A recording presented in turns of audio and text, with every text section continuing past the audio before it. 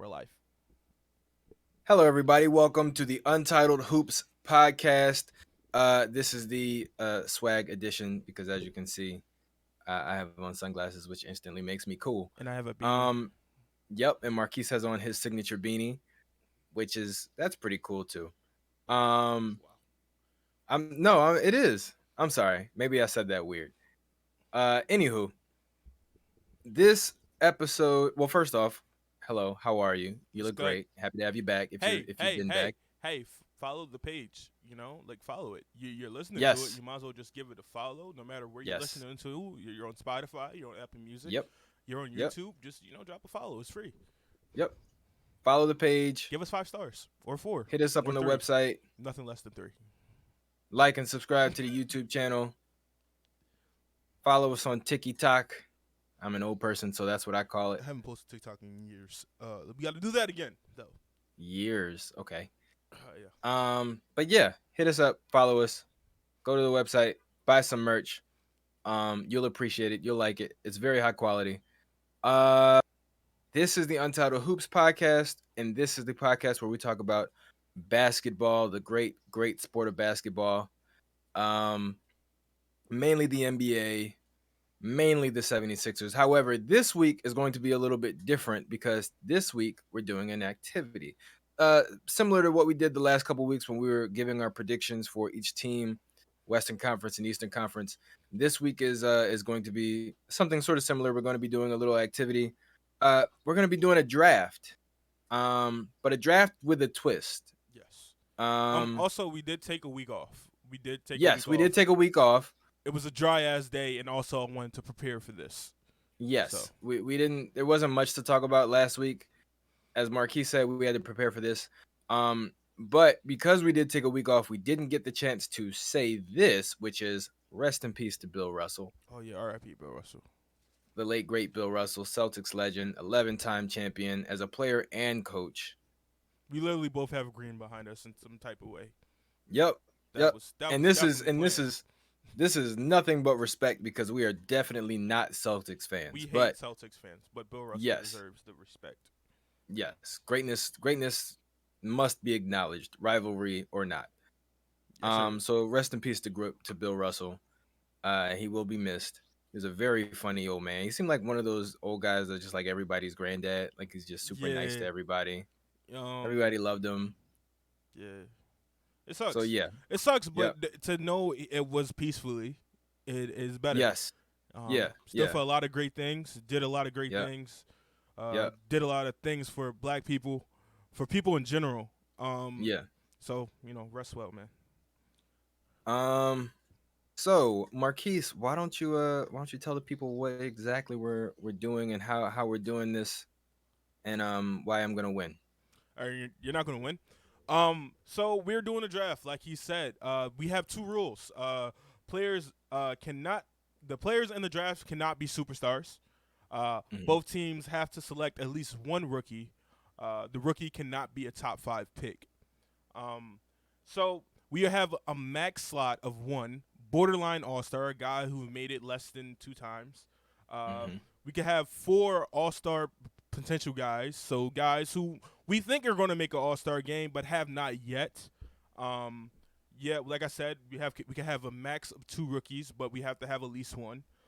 So there is a game involved.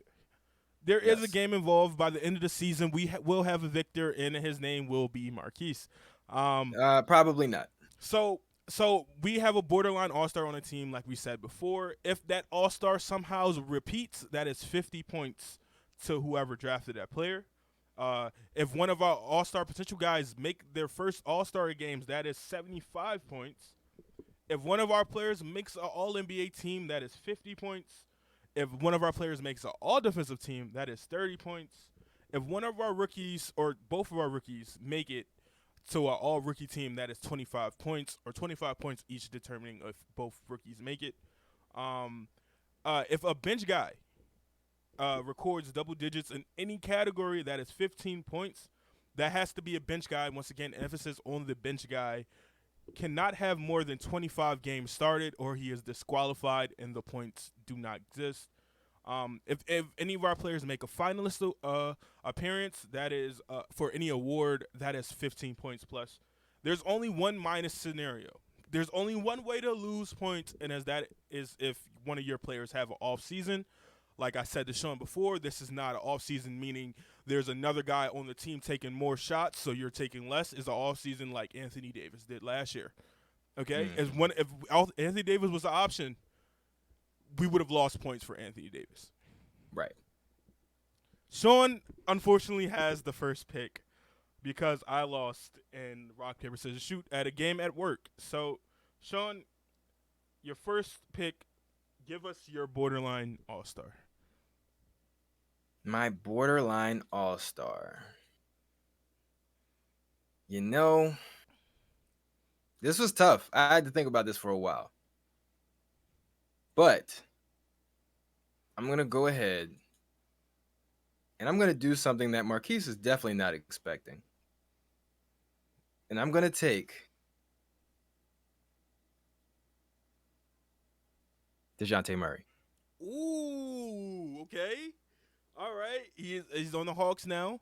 So there's more publicity for him. The team should be better because he is there. He should that should definitely he's only made one All-Star appearance, so he does fit the build. So I have three players that I'm kind of skeptical because one of these players is a younger player who made it, but he was an injury replacement. The other guy made it, was an injury replacement. And then the third guy made it, also was an injury replacement. So I'm like terrified to choose any of these guys. But the guy whose team is the best out of the three, I'm going Brandon Ingram. Okay. Brandon Ingram is my pick. Okay.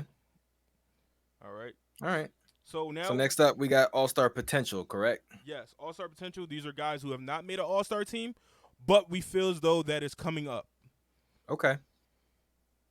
So my next pick for the All-Star potential player is someone who has never made an All-Star team, but it's not because he is not a great player or a very well-respected and obviously great performing player. He just had some injury issues, particularly over the past couple years, but he's back this year. And that is one Mr. Oh gosh, the last names. Look at that. I'm going with Jamal Murray. Ooh, okay. All right. Okay, I was not expecting you to go there. So I'm about to blow you away with this because this guy has never made an All-Star game, but I expect it to be this year. He just got a new All-Star teammate to pair with another All-Star teammate, and I feel like he's going to be the best player on his team next year. And with my pick, I'm drafting Anthony Edwards. Okay. Anthony Edwards. Not bad. Not bad. Their offense is definitely it's going to be intriguing. I can't wait to see it. But Anthony Edwards at this point is probably going to have to be the focal point for them to make any real noise. So. What scares me about this, one, I feel like it's going to happen. If not this year, it's going to happen. Yeah. But my biggest fear is that they're going to give it to Cat and Rudy Gobert because the defense is going to get stepped up, and it's going to be so amazing that they can't ignore Rudy Gobert, and that you're not going to get 3 All-Stars. Like, you're not.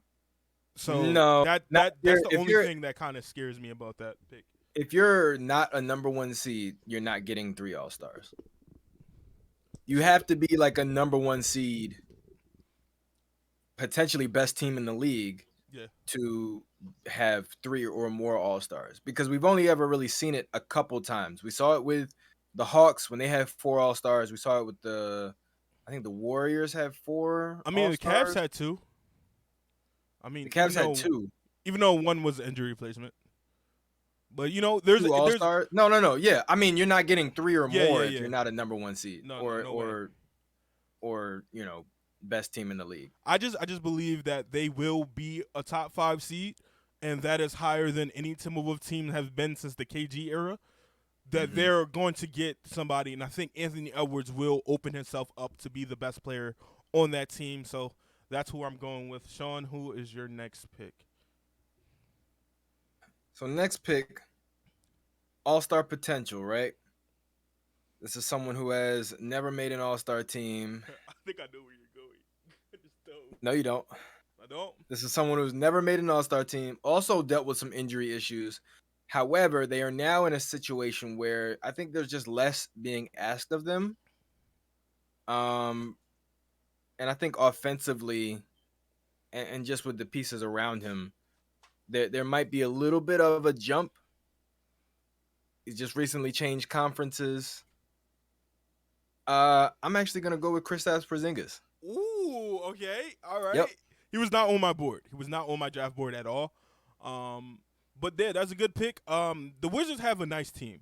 It's not a championship team. It's definitely they could compete for a playoff spot. I like DeMonte Morris. I like the Will Barton. I like Bradley Beal is still there. Kristaps, Rui. Demi Advija. Advia. There we go. Advia. So they have a lot of young prospects who kind of were. I mean, Rudy really showed off in that little playoff stint that he had against us. Mm-hmm. I mean, he wasn't as consistent, but you saw flashes and saw things that he could do. So maybe that they could do something. Don't forget Kyle Kuzma as well. Kyle Kuzma is also there. Yes. With my next pick, I'm going with this guy because it's a big market. And if he does anything to get that team to any success, he will be an all-star. I am going with the Knicks' newest player, Jalen Brunson. Yeah, good pick. Good pick. I don't see the Knicks making a whole lot of noise. Obviously, if they are going to do it, it'd be this year. I think the issue more so is Julius Randle. They're going to have to find some way to motivate Julius Randle to get him back to how he was playing the year he won Most Improved, because otherwise you're not getting to the playoffs with Jalen Brunson by himself. You're not. No. Like they need Julius Randle to show up and be the Julius Randle of 2 years ago. I know. It has to be. I think it's going to be a lot of emphasis is going to be put on Jalen Brunson. Like it is. It is just because he's the newest signing, $100 million plus contract. He got something to prove. Really showed his ass in the playoffs. Which really gave him that contract. It's crazy that the Mavericks did not think he was worth the original contract, which was like $50 million over like 4 years. Yeah. And he just went out there. He bet on himself. Actually, he didn't bet on himself. The Mavericks forced him to bet on himself. And here he is with a $100 million contract. And, he's playing for the Knicks. And the Knicks have a okay squad. Julius Randle could do something, but I don't expect him to. I think this is a nice squad. What's your next pick? My next pick. One more. Is it one more or two more? Two more. All-star potential. Two more, right? Yeah. Okay. So, this is tough. But with my next all-star potential pick, I'm actually going to take. Are you ready for this? I feel like it's going to happen. And I'm going to die on the inside. I'm going to take Tobias Harris. Oh, that is not where I thought you were going to go. No. Tobias Harris. So wait, let me explain. Hold up. Go ahead. Because let's just keep it on the same level then. Okay? With my next pick, I'm taking Tyrese Maxey, and they're on the same team. They are. So let's talk about them together in unison. So the reason why I chose Tobias Harris is because I think a lot of people expected Tobias to step up offensively, right? Yes. In the past. The main reason why he hasn't is because, A, there's been a ball-dominant guard, and B, he's been asked to do a lot defensively as well. Now having PJ Tucker, Tobias is going to have the ability to switch back and forth between the 4 and the 3 depending on his matchup offensively. So I think he's going to have a lot more opportunity to score and I think he's just going to have more opportunity on the floor by himself without James or Joel on the floor with him. I think we're going to see a lot of matchups, small ball matchups of Tobias, PJ, maybe Paul Reed, and who knows, maybe Daniel House and Tyrese, Mm. or just like matchups where because they've now so loaded up in the starting lineup with having PJ Tucker, we might get to see lineups with Tobias just on the floor by himself Uh, as the main scorer. my pushback to that and how I'm going to get my guy to the All-Star team is because Tyrese Maxey is the wave right now. He is the wave. He is Yeah, Philly's son. We've adopted him. We love him. Okay. sure. So Yes. if there going to be any push for any player, it's going to be the hot new guy. That's Okay. true, but you got to remember how the All-Star voting works. Fan vote accounts for a lot, but the player and coach vote also accounts for a lot. And Tobias is a very well-liked guy within the league, and I think the only thing holding him back from being an All-Star, honestly, in the previous years was just that there were too many other guys with comparable or slightly better numbers than him. All right. So this is going to be my last argument. Then you probably can come back at me, or we can move on. Tyrese Maxey is going to take another step. I feel like this I year believe that. Tyrese Maxey is going to take another step, and Tobias is what he is. That's why I chose Tyrese because I believe that. I know Tyrese is going to want to. He's a dog. He's in summer the fucking pro-ams fucking shit up.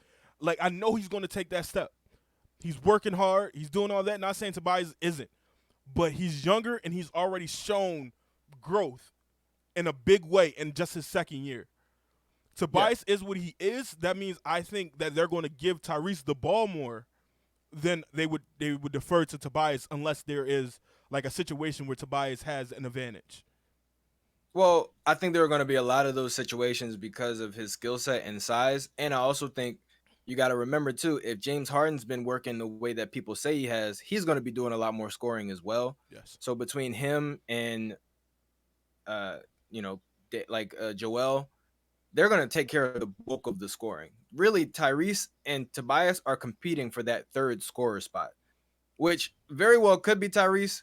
It could be Tobias as well, just because now guys are going to key in on Tyrese. He's not a secret anymore. He's not just like a fluke, Yeah. young guy who's just really quick. Like they're going to be sending like really good defenders at him now. Is it going? Do you think this year could potentially be like a Tyler Hero effect, where like you burst on the scene, but now we know what you could do? I don't think so. I think he'll be probably as good as he was last year at the very least. Um, but I don't think it'll be a Tyler Hero thing. The main difference, honestly, is just what I see from Tyrese as far as the kind of work he puts in the off season, on his off days.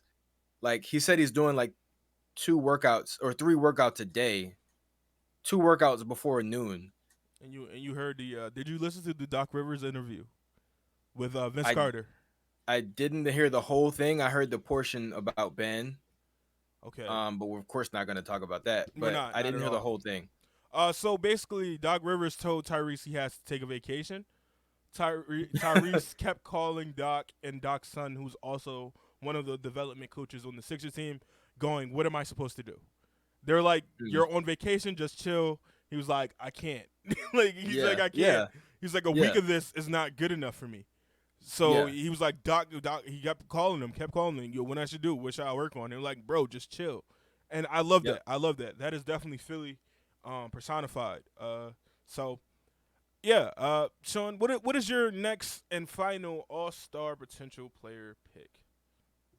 Final All Star potential player. It's tough because a lot of the guys that I was going to pick have made All Star teams, but it's like you said, injury reserve, made it on a technicality. Mm-hmm. But the guy that I'm actually going to pick is a guy who I think is going to take a step forward this year. Finished very well last year, but it was his rookie season, so of course he wasn't making an All Star appearance that year. Ooh, I know So exactly who you're taking. I'm I going to feel like, take Cade Cunningham. yeah, Yep. yeah. That is a great pick. That's a great pick. He was actually my next pick. But and listen, he was keyword was, but I deferred to this next guy. Talk about why you Okay. think Cade is going to be an all-star this year. I think K's going to be an all-star this year because, number one, he's getting a lot of help coming in. Jalen Duren and Jaden Ivey and Jalen Duren coming in as Sadiq, rookies. another I think year are going to Sadiq. be.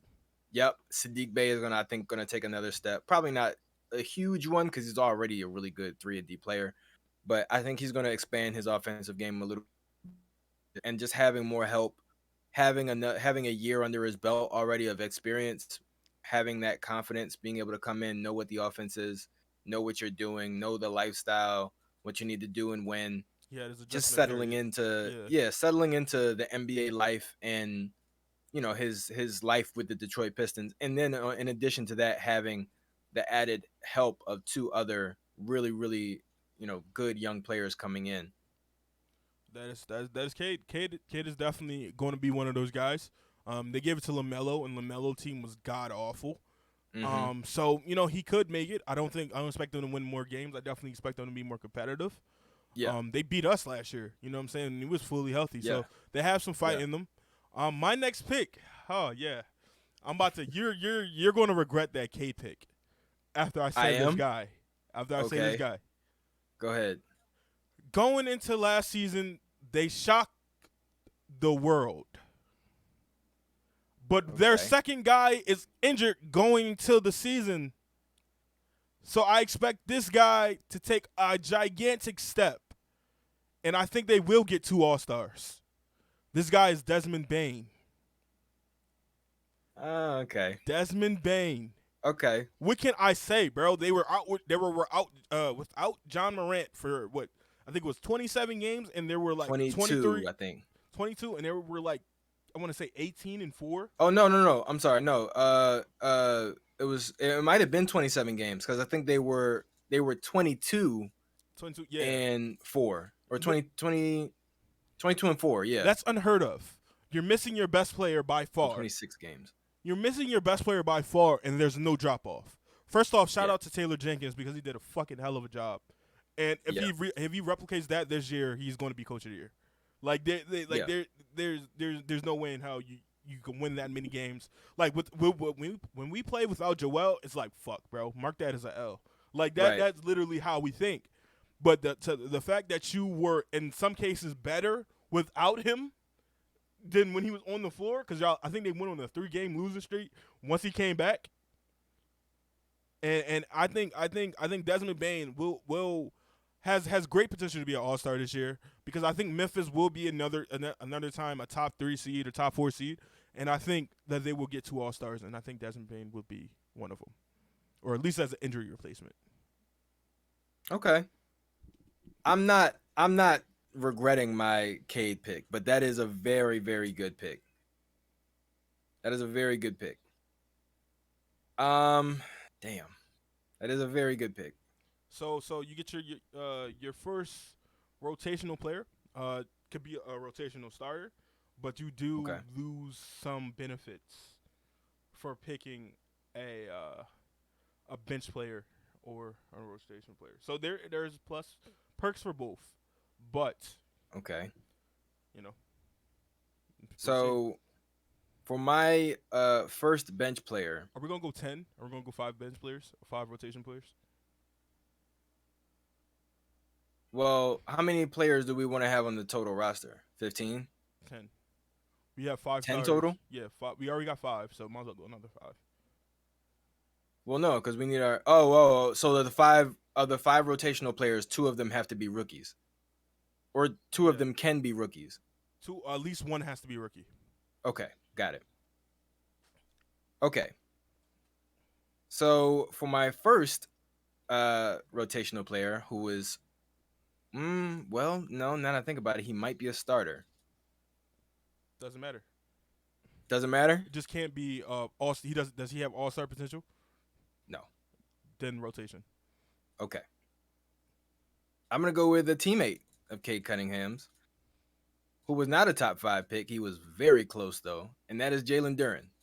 Jalen Duren. Okay. Yes, I think Jalen Duren at the power forward / center This is position for the Sean's Detroit rookie pick? Pistons. Yes, that is one of my rookie picks. Oh, you taking two? You're going to use the both of them. I think I am. Okay. I think I am. Since you're going your rookie pick, I might as well go with my rookie pick, and that guy is going to get a lot of time to play, and I'm going Tari Eason. Okay. Tari Eason. I would go EJ Liddell, but what the fuck happened? Yeah. Tari Eason is my rookie pick. Okay. All right. Not bad. I should now play my teams like this. No, I'm not. I'm thinking. All right. So for my next rotational player, I'm gonna go with someone who is new to their team. Had a role on his last team, but now will probably have an expanded role. Perhaps the primary backup point guard role. Pretty young, very athletic. Oh my god, I know who you're going to draft. I know who you're going to draft. I'm gonna go with DeAnthony Melton. Cool. Cool, right? That's very cool, man. Yeah. You weren't gonna pick him, right? No, I wasn't, because I was going to go with this guy who's a Sixth Man of the Year candidate, and I was going to go Jordan Clarkson, because he played He played less than 25 games last year, so he's going to give me some points. I'm going Jordan Clarkson. Not bad. I mean, depending on who these because you said it does not matter where Jordan Clarkson is going. He's a sixth man. He's going to come off the bench. So. Oh, okay. All right. So no matter who he gets traded to, I know there's some Laker rumors. Fair. But I think Jordan Clarkson is going to be very suitable for my team. All right. It's not bad. Not a bad pick at all. I got to fucking cross off DeAnthony Melton. Fuck. You just say you got to cross him off? Yeah. Bro, he literally was number 2. He was number 2. Oh, I was going to say, I felt like you would pick him, but I guess I was wrong. Yeah. Okay. All right. You know what? I'm feeling a little risky here. Because there's a guy out in Memphis who's injured. Jaren Jackson Jr. Jaren Jackson Jr. is not a road. No, he's not, but he's out. He's not going to have time to be an all-star, so. True. Yeah, you're right. But he's going to be out for so long, and I'm thinking somebody's got to come and replace him, right? Yeah. Oh, okay, you're going after a backup. Okay. Yeah. So, You going Brandon Clark right now? I think, gosh, should I pick him? Come on, you already gave me this. Yeah, I'll pick him. I'm taking Kenny. Kenny Lofton? Yep. That is your second rookie. Yep, that's my second rookie. So you have 2 more rotation players, right? Yep. So I'm gonna need some defense. Wait, no. I have Yeah. I have how many are we picking? 5, right? 5, yeah. You picked. Oh, okay, 2, okay. So you yeah, I picked have 2 2 more. rookies, so you have 2. Okay. Yep, I'm going with some defense, and like I told you, you get points for defense. Okay. All defensive team. I'm going with the top of the top. I'm going with Marcus Smart. All right. Not bad. Marcus Smart. Welcome to the team.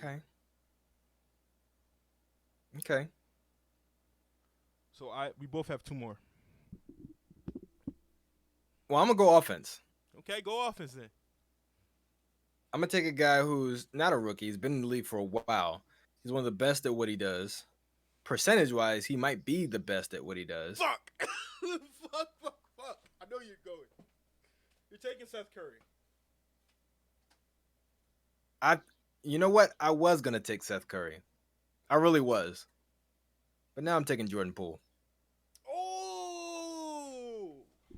Okay. All right. That's a good pickup. That's a good pickup. I have 2 more picks. I honestly switched because you guessed it. I know, because like once you said he's the best at what he does and he's a rotation player, that doesn't correlate to anybody but Seth Curry. That literally does not correlate to being one But of the then I best. thought in about it, and I history. was like, yeah, Not, give me Jordan Poole. That was a good pick. That was a great pick.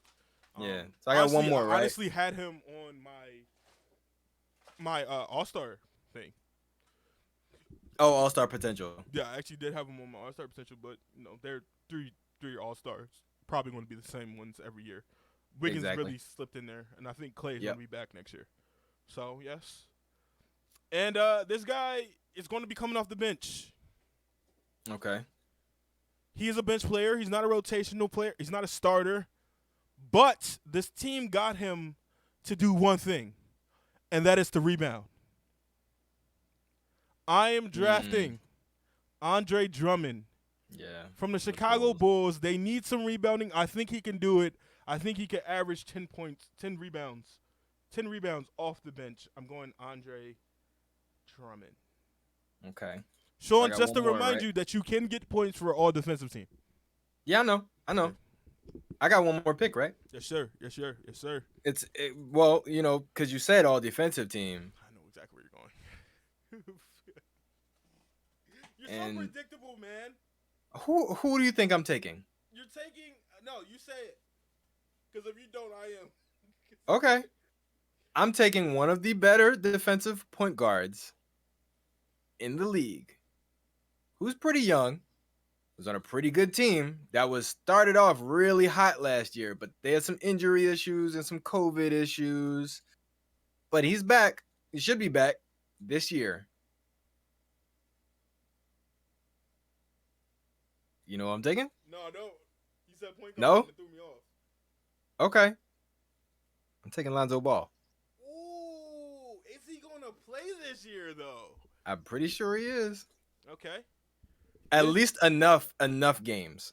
He might not start the season, but I do believe he is going to play this year. Okay.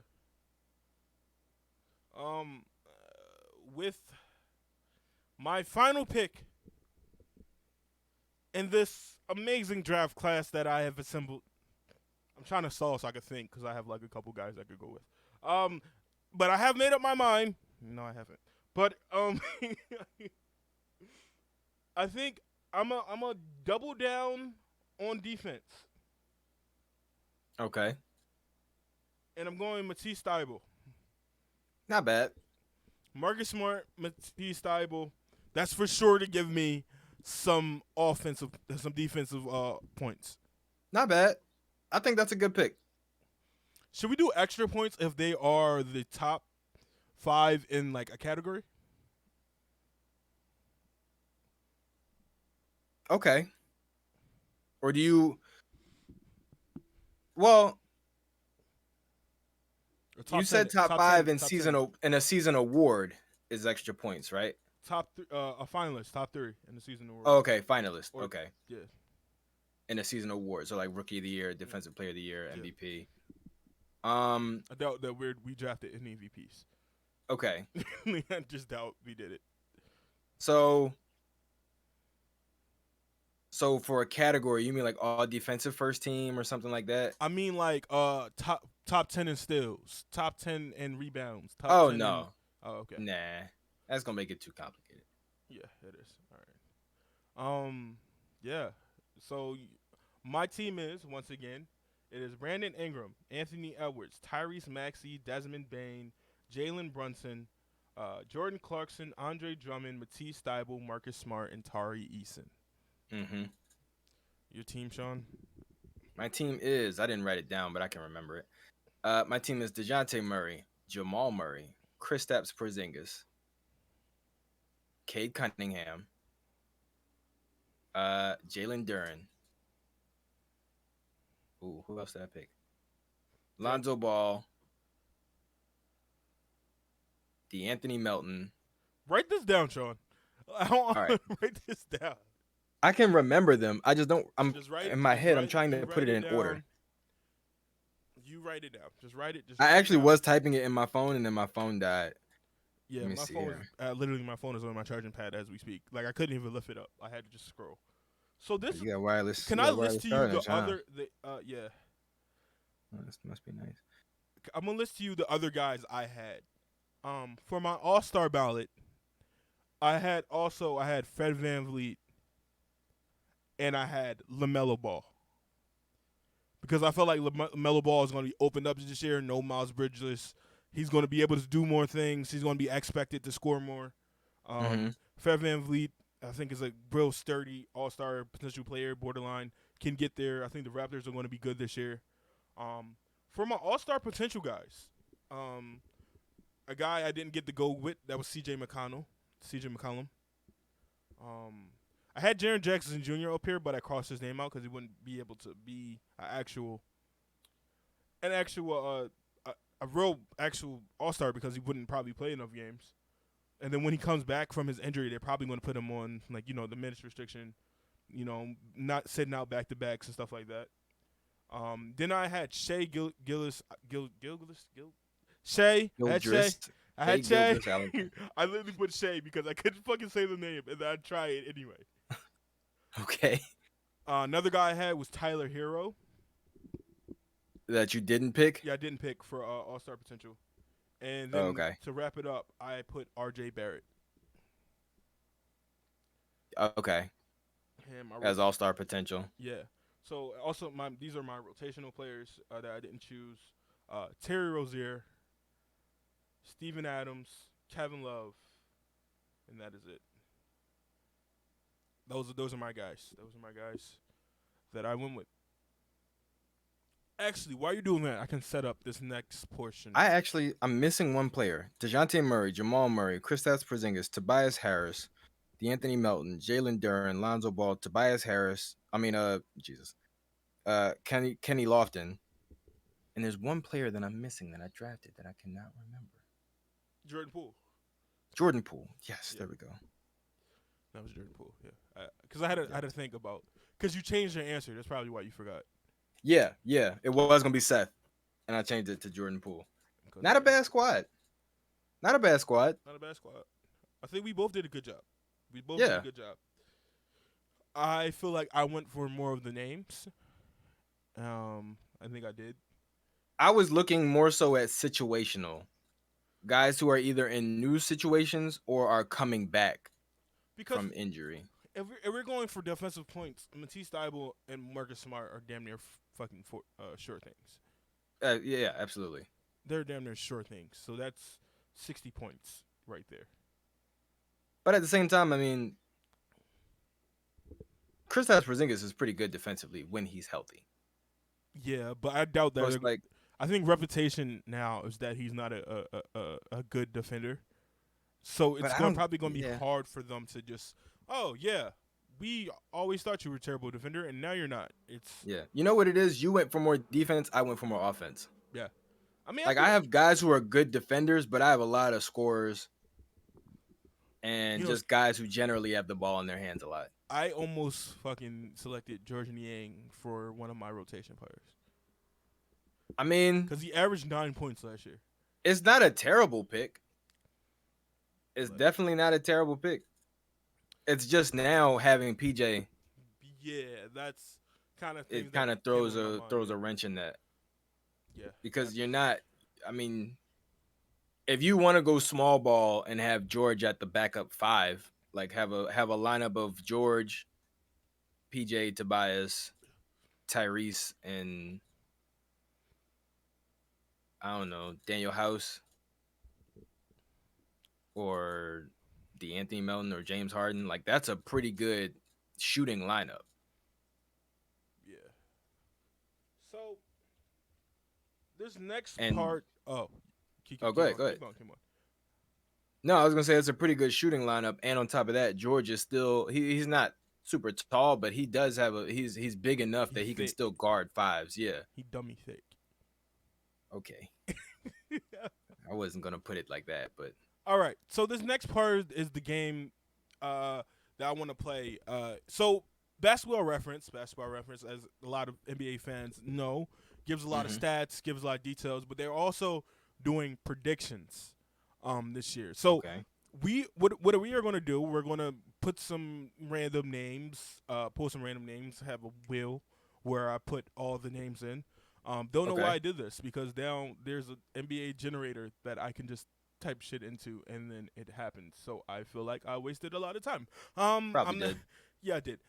So how many players do you want to do? Like, you know what I'm saying? We can make this. We are currently at 40 minutes. We don't have to make this podcast that long today. Not that much. People got things to do, you know? Right. So how many guys do you want to do? For predictions, Yeah. let's do 5. I just realized I just said how many guys do you want to do? That yeah, I had to specify. It's like we're making predictions. Predictions? Huh? Yeah. Predictions? So Yeah. we're going to generate 5 different guys. Okay. Oh, no, I don't like these guys. Because like they gave me guys who were fucking, you know, The guys that gave you were fucking. yeah. They always Oh. are. Oh, and not you, and that's why you're upset. Of course. Oh. Okay. All right. Didn't expect you you to go said with it, dude. You I said didn't it. expect you to go with it. Of course I am. Come on, All it's a right, Marquise. you're right. You're right. It's literally Marquise. I want to get the right 5 guys. The right 5. The right 5 We need guys. some thick. Yeah, we just We got need some long. We need some length over here. Yeah, not We need even some guys not with some even length. just that. Okay, whatever. No, I need guys that are also currently in the NBA. I deleted my will, so now Oh, it's giving you guys from the past. yeah.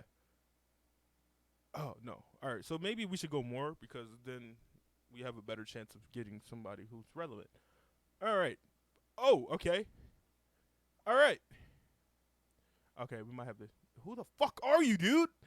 Like, who the fuck are you? Who are you people? They got the White Howard in the Sixer jersey. This is. Oh gosh. This is, Prediction yes. gone. Gone. Not signed. Not signed. Okay, so I'll just choose a couple from this list and then we'll do it. Okay. All right. Okay. Okay. So our first player is Sadiq Bey, right? So what we're Okay. gonna do, we're gonna see the prediction that they have, and then we're gonna see if it's right, is it wrong, what would we change about it, and so first prediction is Sadiq Bey. Basketball Okay. Reference has him averaging. I have to go to where the points. 17 points. 17 points, 41% from the field goal, 36% from 3. 3 assists, 6 rebounds. Is that seeable from Sadiq Bey? I think it is. However, I think the points might be a little bit lower and the percentage is a little bit higher. Okay. Because we open a little I bit think I think what they're probably accounting for is him just taking more shots. But more. which That's 10, typically 14 would make field goals. sense because he's going into another year of his career. But I think the addition of Jaden Ivey now, and they still have Killian Hayes, I think now things are probably primed for Sadiq to be a little bit more of just a 3-and-D guy. I don't think he's going to be doing as much off the dribble or with the ball in his hands. So I think the number of shots probably won't increase. His percentages probably will, but I don't think he's going to be taking that many more shots, honestly. I think So I think the percentages, I think 36% from 3 is a little low. I think it'll be probably closer to like 37.5, 38. definitely, But only on like 3.5 attempts per game. that is definitely off because he, for the last 2 years of his career, shot 45% from 3. Right. Which is But he's only been attempting fucking like how many per game? Why didn't we trade Ben Simmons for? Oh, okay, we got James Harden, I guess. Yeah. Dude is shooting 45%. I did suggest that though. I do want to point that out. I did suggest that. All right, so somebody's going to try to trade for this guy. Like you Probably. you have to go. He is a Villanova guy, so he is naturally older. Yeah. He's 23. I mean, he's not that old. He's not that old. Not that old. And he's But- entering the 3rd year of his career. Yeah, so he's 1 year off of the field thing. Dude is shooting 45% from 3 on 6 attempts, and he's 6'7", and he has defensive prowess. That it right there is today's NBA. Like that is Yep. legit today's NBA. A wing that could defend and shoot threes at a high rate. He's also 1 year older than me. That is Yeah. crazy. And I think his percentages will be higher, but I think the number of shot attempts per game will be lower, which is probably why he won't. I don't think he'll be averaging close to 20 points. I think he'll be like 17 is fine because of his percentages, but I don't think his number of shots increases. I okay. think it stays the same or if not decreases. Our next player. See, this is kind of what makes me nervous about this because this could be a prediction based off of Kawhi and Paul George not being there for this season prior. So our next player Okay. is Norman Powell. Um, Right. basketball reference has him averaging 20 points, um, shooting roughly 41% from three, 46 from the field, 40%, 46% from the field. With we have 4 rebounds, 2 assists. Yeah, no. I think that prediction is definitely based off of Kawhi and Paul not really playing with him Yeah, a whole lot. I think with the addition of Kawhi and Paul and John Wall, Norman Powell is not seeing the floor enough to even shoot see, to score 20 points a I game. don't necessarily would say he's not going to see the floor enough. I would say, I mean, if anything, if he averages 20, maybe let's say 17-ish, 16, 17, it's because they're going to find him in the corner. Like Paul George is an approved playmaker. Kawhi can But play who? make. Who is? Think about it. He's not starting. You don't think Norman Powell is starting? No. John Wall, Reggie Jackson, Paul George, Kawhi Leonard. I'll bring Reggie off the bench. You would bring Reggie off the bench I would, instead of Norman? I would bring Reggie off the bench because think about Okay. it. Think about it. You would bring Markeith off the bench too. Reggie, Marcus. I'm sorry.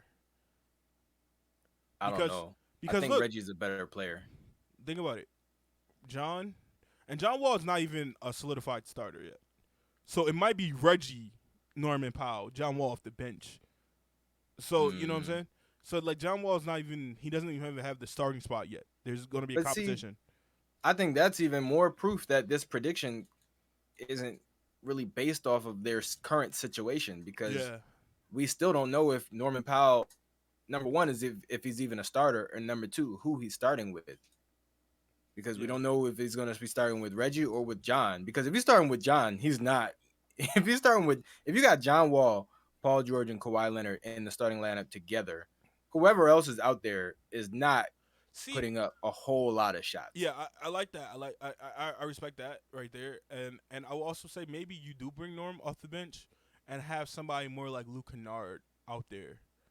At the Because two, yeah. then the spark plug of Norman Powell off the bench, and Norman Powell probably would average like I want to say 18 points, 17 points off the bench as a 6 man. Like he could do that. Yeah. And I think that balances the talent out a little bit more because you can put Luke in the starting lineup and have him literally just be a shooter. Like you could have Whereas a lineup of if John you Wall, have Luke Kennard, Paul George, Kawhi, or Kawhi, Paul George, because Paul George played a lot of 4 last year. yeah, and then Zubac. Zubac. And then your bench unit can be a lot of just switchable rotation guy. Like you got Reggie, Norman, you still got Marcus Morris, you still got Terrence Mann. Like, They you re-signed got Amir guys Coffey. who I'm pretty sure they still have even though he's not what he once was, but they Serge Ibaka, right? No, Serge Ibaka is on the Bucks. Oh yes. You're They right. traded. You're right. For him. Yes. He Yeah. was he was part of that Dante DiVincenzo trade, that 3 Yeah. team trade. But they have enough bench players that they don't necessarily they're not like hurting for a 6 man or whatever. No, Like they have a full bench unit but I think he of would guys be who could be starters on a lot of other teams. the most consistent out of those guys. I Who? think Norman Powell would be the most consistent out of those bench players. Yeah. All right, Which is good. I mean, that's what you want in a 6 man. So one of the other players that is up here is Trey Burke, And I'm scared to check how much points they think Trey Burke is going to average because he's Where's on the Trey Burke Rockets right now. now? He's on the Rockets now. Rockets. Okay. He was part of that just like salary dump for Christian Yeah. Wood. Yeah. Like I'm kind of scared. They're probably gonna be like he's averaging 35 points. Like he's going to average Oh God, no. all the points in the world because he's playing for the Rockets. No, that's not happening. Not when they still have Jalen Green, Kevin Porter Jr., and now adding Jabari Smith. Oh, okay. They have Trey Burke's averaging 17 points a game. Not gonna happen. Wait, Trey Burke. Trey Burke. I'm sorry. You always get him and Alec mixed up. I don't. They were both on the Sixers at the same time at one point. Weren't. So They weren't? No. I thought they were. They released Trey Burke to make that trade. Oh, Cause right. remember, because it wasn't just Alec Burks that came over. It was Glenn Robinson. Yeah, it was Glenn Robinson too, right? Yeah. So yeah, they didn't play together, but they did play together. Ironically, they did play together in Utah. Right. They both the Burks brothers. They don't spell it the same at all, but one is actually Burke. I keep adding S. I don't know why. Yeah. Doris Burke. I don't know. I'm trying to remember. I don't know what Doris has to do. Oh, okay. Last name. That's it. Got it. No, it's literally how I'm gonna stop saying the S on his name. So they have him averaging 16.7 points, shooting 34% from 3, 40% from the field. What about minutes? Do they say minutes per game? Minutes, they do not. Okay, because I wonder if they're expecting him to start. I mean, for a team like this is seeable, even if you came off the bench, because he would be one of the more consistent options. Other than like what we saw from Jalen Green, we saw a little bit later that he put it together. Obviously you have Jabari Smith Jr. now, Alfred Sengun, Jaden, what's his name? Jaden Tate, I think it is Tayshaun Tate. I don't know, fucking know. The Tate guy, the Tate guy, and you have a whole bunch of other young Tari Eason, a whole bunch of other young guys. Mm-hmm. He would probably be the most consistent out of all of them, and we're talking about Trey Burke. Yeah. Trey Burke. So this is something that possibly could happen. I would see more of the 11-10 range because I don't think he would get that many minutes. And even if he did perform that well, I think they would trade him. Yeah, of course. They would definitely trade him, get a couple second rounds, maybe even a late protected pick or something like that, late protected first or something like that. It's tough because Trey is a really good player, but it seems like the teams that need him, for whatever reason, don't hold on to him. They don't use him right. Yeah, like when we had him, Dallas did use him right. Dallas did for a while. New York did, but Jalen it just Brunson emerged. Spencer Dillard, then Willie got there, so it was like there was no point of him playing that much. Right. Like the way we used him when he actually got time was smart. Right. But he didn't get that much time with us for some reason, even though the fans brought into Trey Burke. Being a legit 6-man, AI was showing up with people saw like a little AI in him. Yeah. Not as athletic, but in terms of shiftiness, getting to the size. Rim, we saw that. We were like totally behind him, and then once we release him, literally his dad was petitioning, like wearing shirts like "Free My Son" or some shit like that. And then he gets waived, signs back with the Mavericks. It hit 7 threes. Like immediately hit 7 threes. And even when he was with the Knicks, it seemed like he had sort of found a home, but for whatever reason, it just didn't work out. Yeah, I mean the Knicks didn't know what they were doing as well. So right, that's what I'm saying. Like the teams that really need him or can use him or use him well, for whatever reason, they don't hold on to him. Yep, you tuned into a podcast and we talked about Trey Burke for 4 minutes. That is the beauty of this podcast. Let's generate. Wait, I thought we were talking about Trey Burke. Fuck you. I'm trying. Ooh, I want to see this. We have Kyle Anderson. Okay. Is he still in Memphis? No. He is now signed with the Timberwolves. They have him averaging. Is he going to be a starter? He might be a starter. Because they traded him with the everybody. Timberwolves? He might be a starter. You're right. So they have him averaging 14 points a game. Whoa. Yeah. I don't think that's happening. 14 points. I think he's going to average double digits. Not But 14 though. I don't think 14. I think he's more 12, 11 Yeah. ish. There's simply not enough shots to go around. But it's closer than fucking what was it? The guy, but Trey Burke. I didn't want to say his name. Yeah, it's closer. It's closer, and he can score. Shooting 45% from the field, 34% from three, averaging 8 rebounds and 4 assists. Is he going to average 8 rebounds with Rudy Gobert there? Maybe not. But then Rudy, not even just Rudy Gobert, but Rudy Gobert next to Cat. Yeah, so I would say that more. Take that down 3. Yeah. 5 rebounds. So 11 points, 5 rebounds. The 3-point percentage seems a little high for Kyle Anderson. I'm going to be honest with you. He shot. Oh, shit. Never mind. Maybe it's not. Oh, no. Yeah. 30, 33%, 32-ish. 34 seems like a lot. He's more of a mid-range guy. Slow-mo, his literal fucking name is Slow-mo. It's weird because Kyle Anderson, when he was on the Spurs, I thought it was the perfect situation because his game honestly kind of reminds me a little bit of Boris Diaw. Yeah. Where he's like not crazy athletic, but he's not crazy athletic, but he does have pretty good handle and shot for his size. Yeah. He is and passing ability for his size. 6'7", 6'8". Oh shit. Okay. Yeah, he definitely for his size. He's 6'9". I didn't even know that. Yeah, for his size, his handle, and his passing ability is actually really, really good. Kyle Anderson, I always look at him and I go, he's going to be a Sixer one day. Like, he's just going to be. I always looked at him as like, somehow he's going to be a Sixer. He's not for as long as we have a guy who's just like him in George Niang. Yeah. Physically, George Niang is better in the sense of shooting. Yes, but physically, as far as what they can and cannot do physically, they're pretty much the same. They're both kind of taller guys, but that are a little bit heavy set, not particularly athletic, not very fast.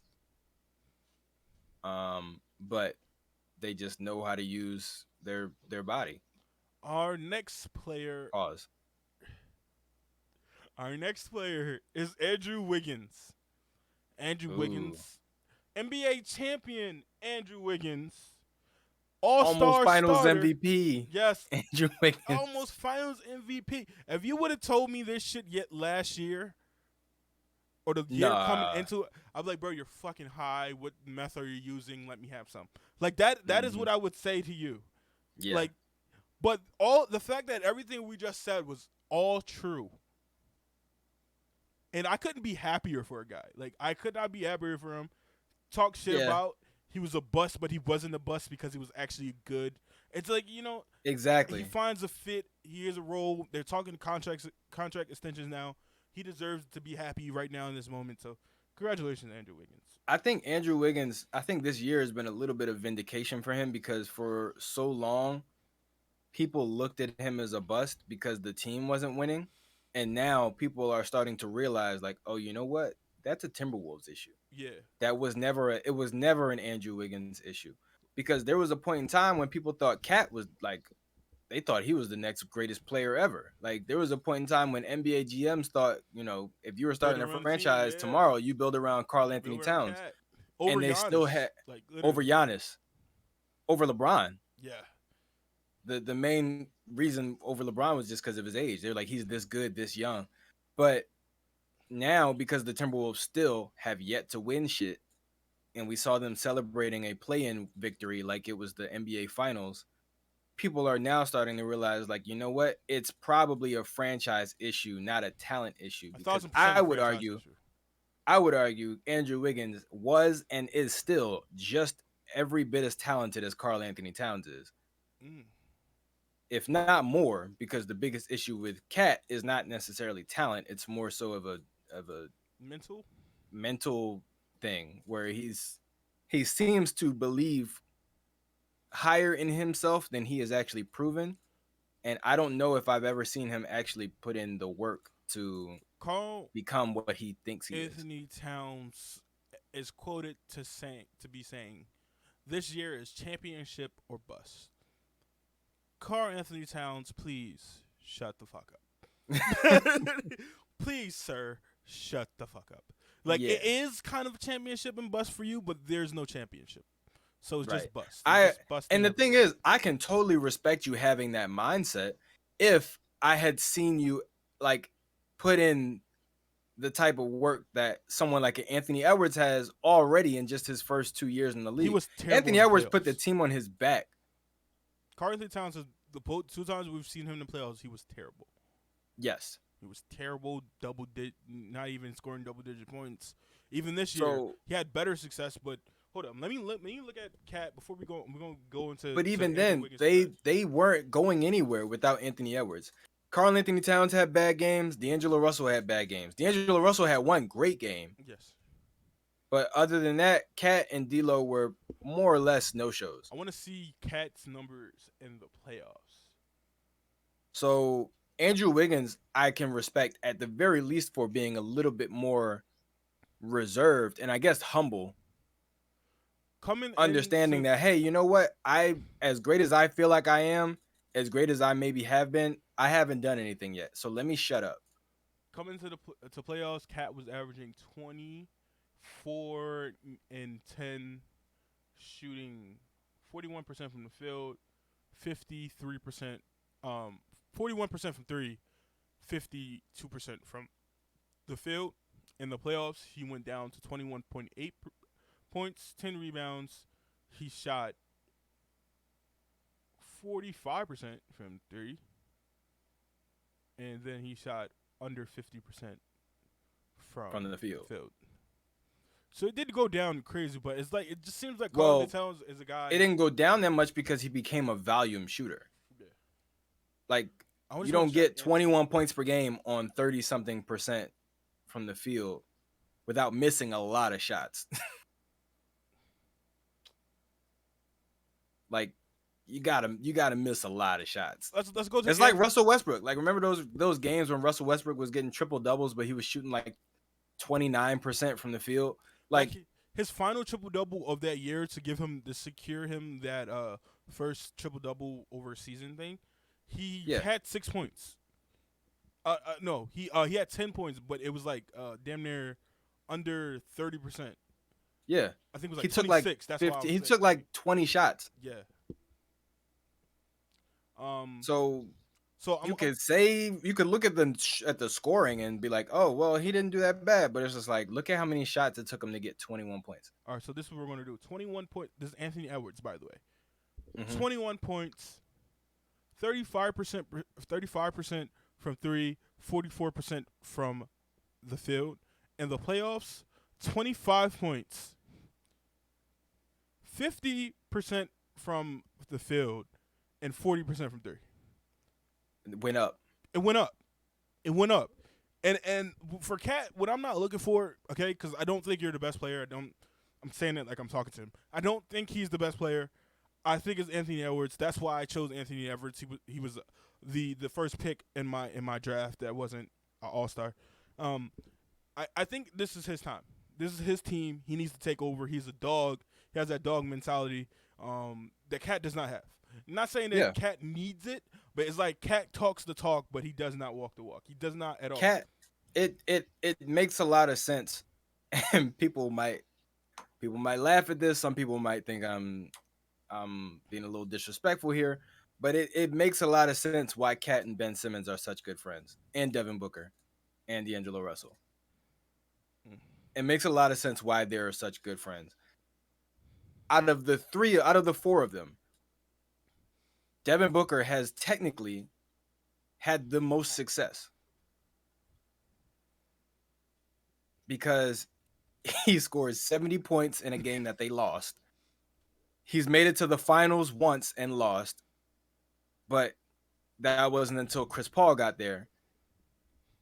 And he was the number one team. He was on the number one team in the league last year. But again, prior to Chris Paul getting there, we saw what the Suns were doing, and it was nothing. It was absolutely nothing. They showed a little heart in the bubble, winning 8 straight, but that's not enough. Yeah. So when we talk about like ego and belief in yourself while having almost I won't say nothing about, but while having very little to show for it, as far as winning goes, those four are kind of in a league of their own. And Patrick Beverly, I'll add. It's Cat talks like he's a superstar. Cat talks like he's won a championship already. Yeah. Ben Simmons talks like he's a 10-year veteran. Yeah. Who's been the best defender in the league for 8 of those years. Yeah. He literally and it's Devin weird. Booker talks like he's the greatest scorer of all time. But he kind of got co-signed by Kobe, so I think that's but a little even bit then, more validated. But than even then, anybody else would say. But even then, he had to almost take it back because when the whole thing came out about him not wanting to be double teamed in practice, he had to make it clear, like, oh well, I'm not Kobe, because Kobe made it clear, like, if you double team me in practice, you need to send a third person. You gotta send another one. When they confronted Devin Booker about it, not wanting to be doubled in practice, he said, "Well, I'm not Kobe." Yeah, we know. We know. I think Joakim Noah was there, and yeah, he was like, "Yeah, we are. Yeah, we are. yeah, we are." Like, exactly. So it's like, I just thought about this. Patrick Beverly is just a shorter Joakim Noah, but Joakim Noah was better. Yeah, and Joakim Noah's had some injury issues. Yeah. I mean, Pat kind of has as well, but he's not a big. Joakim Noah played against Joel Embiid. That's crazy to think about. Yeah, I know. He was a Knick. And he was a Memphis Grizzly. Yep. Joakim Noah has played against Joel Embiid and Kevin Garnett, and I believe Shaquille O'Neal. Yes. And Elton Brand. Elton Brand, man. It's always Chris Bosh. Joakim Noah has played against some of the greatest bigs of all time. He was drafted in 2009, right? He was drafted the year before Derrick Rose, so 2008. No, that would be 2007. Derrick Rose was drafted in 2008. Oh shit! Yeah. 2009 was Blake Griffin. That was the Steph Curry year. Yeah. Yeah, Blake Griffin, James Harden, Steph. Steph Curry, yeah. Yep, Steph Curry. Just Steph Curry. Just Steph Curry. I mean, James was also Steph there. Curry. Yeah, Steph Curry. Okay. Steph Curry. You said what? 2009 was an Steph amazing Curry? draft. It was an amazing draft. It produced Steph Curry. I think right now, with the way we see it, 1983 and 1996 are sort of the consensus in 2003. Are the consensus like best drafts of all time. I would argue 1996 is probably number 1. 1983 is number 2. 2003 is number 3. I mean, 2011. But about who produced the most Hall of Famers. I think. Well, 1996 produced 4, I believe. 1983 produced 4. 3 so far, but LeBron will be 2003. No, 3. 4. Okay, 4. They probably produced 4. For who? Melo and LeBron. Because for 2003. Yeah, Dwayne is going. Melo, LeBron Chris Bosh is already there. Melo, LeBron, D-Wade, Chris Bosh. Yeah. 96 would be AI, Kobe, Nash, and probably Ray Allen. Yeah, Ray Allen is Hall of Famer, yes. Yeah. And then 1983, Charles, Jordan, Hakeem, and Stockton. Yeah. So, but you could argue that the next 2 would probably be 2009 and 2011. 2011, that was Kyrie, if I'm not mistaken. Kyrie, Kawhi, Paul George. No, Paul George 2010. You sure? Yes. Well, Kyrie, Kawhi, Clay. That's 3. In 2011. And wait, are you sure Paul wasn't in there? Let me see. Let me double check. Paul George 2010, because that was the same year as that was the same year because Kawhi and him would have been teammates. But Paul George was in the league before Kawhi. Okay. So 2011 was deep, but it wasn't as many. I mean, that's 3 Hall of Famers. Right? It wasn't 2011 was deep with all stars, but not as many Hall of Famers. Kyrie, Kawhi, and Clay, I would say, are 3 Hall of Famers. But then we also got Brandon. Jesus, we got Kemba Walker. We got Not Hall of Famer. Marcus and Markieff Morris. We got Nikola Vucevic. Not Hall of We Famer. got Iman Shumpert, Tobias Harris. We got Reggie Jackson. We got Corey Joseph, Jimmy Butler. Jimmy Butler, that's the one I was thinking of Jimmy in Butler? 2011, not Paul George. Jimmy Butler. I don't think Jim Butler would be a first ballot. No. I mean, if they manage to win a championship and he can get a Finals MVP, I think he's in the conversation. I don't think that's happening. I don't think so either. Not anymore. I think their window is kind of closed now. Because I'm like looking. 2013 was probably the worst draft, but it produced one of the best players. Yeah. Um, 2011 was pretty deep. 2009 was really deep. I checked 2014, and out of 2014, it's only 2 potential Hall of Famers. Joel and Nikola, right? Yeah. It's crazy how the 2 best centers were drafted in the same draft. Right. But yeah, man, 2009, Blake Griffin, James Harden, Ricky Rubio, Steph Curry, DeMar DeRozan, Brandon Jennings. Brandon Jennings, if he didn't get injured, bro, he'd have been so good. Dude dropped 50 in his fucking first year. Yo, and that Bucks team, bro, if it wasn't for injuries, Andrew Bogut. Drew Holiday. Bucks? Drew Holiday, who else? Oh, Darren Collinson was all right. Taj Gibson was pretty good. He's they're good role players.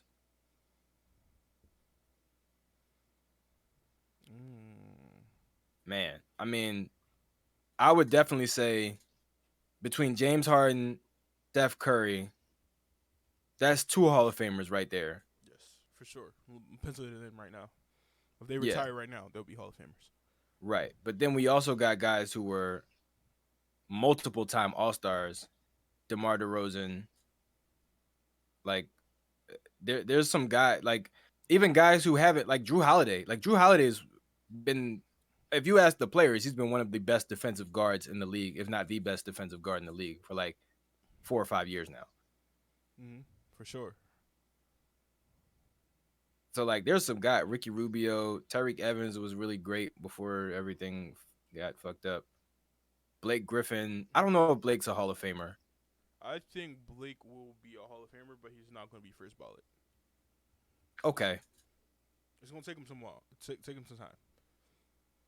Okay. Jeff Teague, All-Star. Omri Caspi, pretty good role player. Taj Gibson, pretty good role player. Damari Carroll, pretty good role player. Tony Douglas, pretty good role player.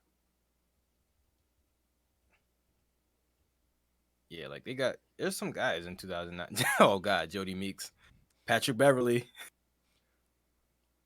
All right. Danny Green, pretty good role player. Like 2000, Patty Mills. 2009 was pretty deep. Like I'm in the second round. We could also go by first ballot Hall of Famers too, because like I'm looking at 2017 draft, right? 2017. It's probably still too early to tell, but Jason Tatum looks like he's on that trajectory. Donovan Mitchell.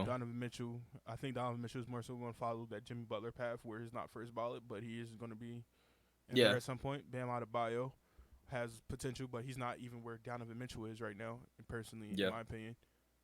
Going down a little bit. Jonah Bolden. Oh, my fucking God.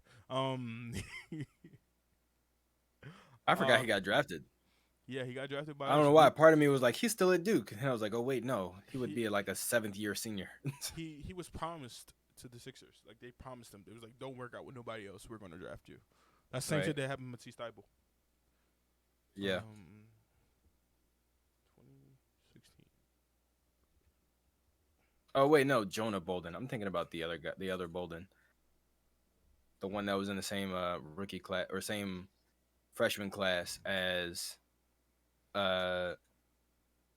Jason Tatum, I think, and Harry Giles. Was it Marcus Bolden? Yeah, Marcus Bolden or Marquise Bolden. No, it's Marcus. Because I remember that. Yeah. I remember that. Yeah. Because I was like, oh my God, we have the same name. And it was like, no. Yeah. But he ended up staying at Duke for a while. 2016. Ben Simmons. I don't think so. I think it's kind of Jalen weird Brown, because nah. Ben Simmons hasn't had the same success as Kyrie Irving, where I feel like he could be compared to in terms of off the court shit. Might turn a lot of people off. So I don't think Ben Simmons is going to be there. Yeah, the difference is Ben. Curry won the championship and was one of the Yeah, best we've players. seen Kyrie. We've seen Kyrie turn it up in the playoffs. We've seen Ben go down in the playoffs. So other guys, Brandon Ingram, obviously too young, too hard to tell right now. They're only in their 6th year. And injury issues. Yeah, Brandon Ingram, Jalen Brown. Injury Jamal issues, Murray. changing teams. Yeah, Jamal Murray. Let's go down a little bit. Pascal. Not Hall of Famers, but guys you could see probably potential. Yeah. You know what I'm saying? At least, if not first ballot, second, third. Maybe have to wait a little bit like Chris Webber. I think the only Georgie guaranteed Yang was in Hall his of draft. who? Georgie Yang was in that draft. Oh, 2016? Yeah. Oh, yeah, I remember that. He's coming from Utah, right? Iowa. Yeah. One of those flyover states. We were literally legit supposed to be doing a prediction for Andrew Wiggins, and we just went off of it. Oh, we were? Oh, shit. Yes, we were.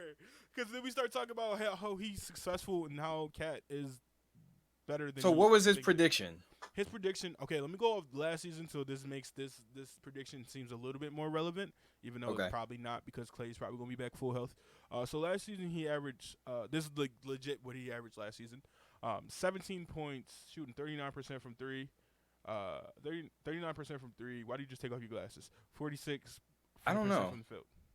I think they were hurting. Yeah, they're hurting my ears. Having them on with the headphones is hurting my ears. Okay.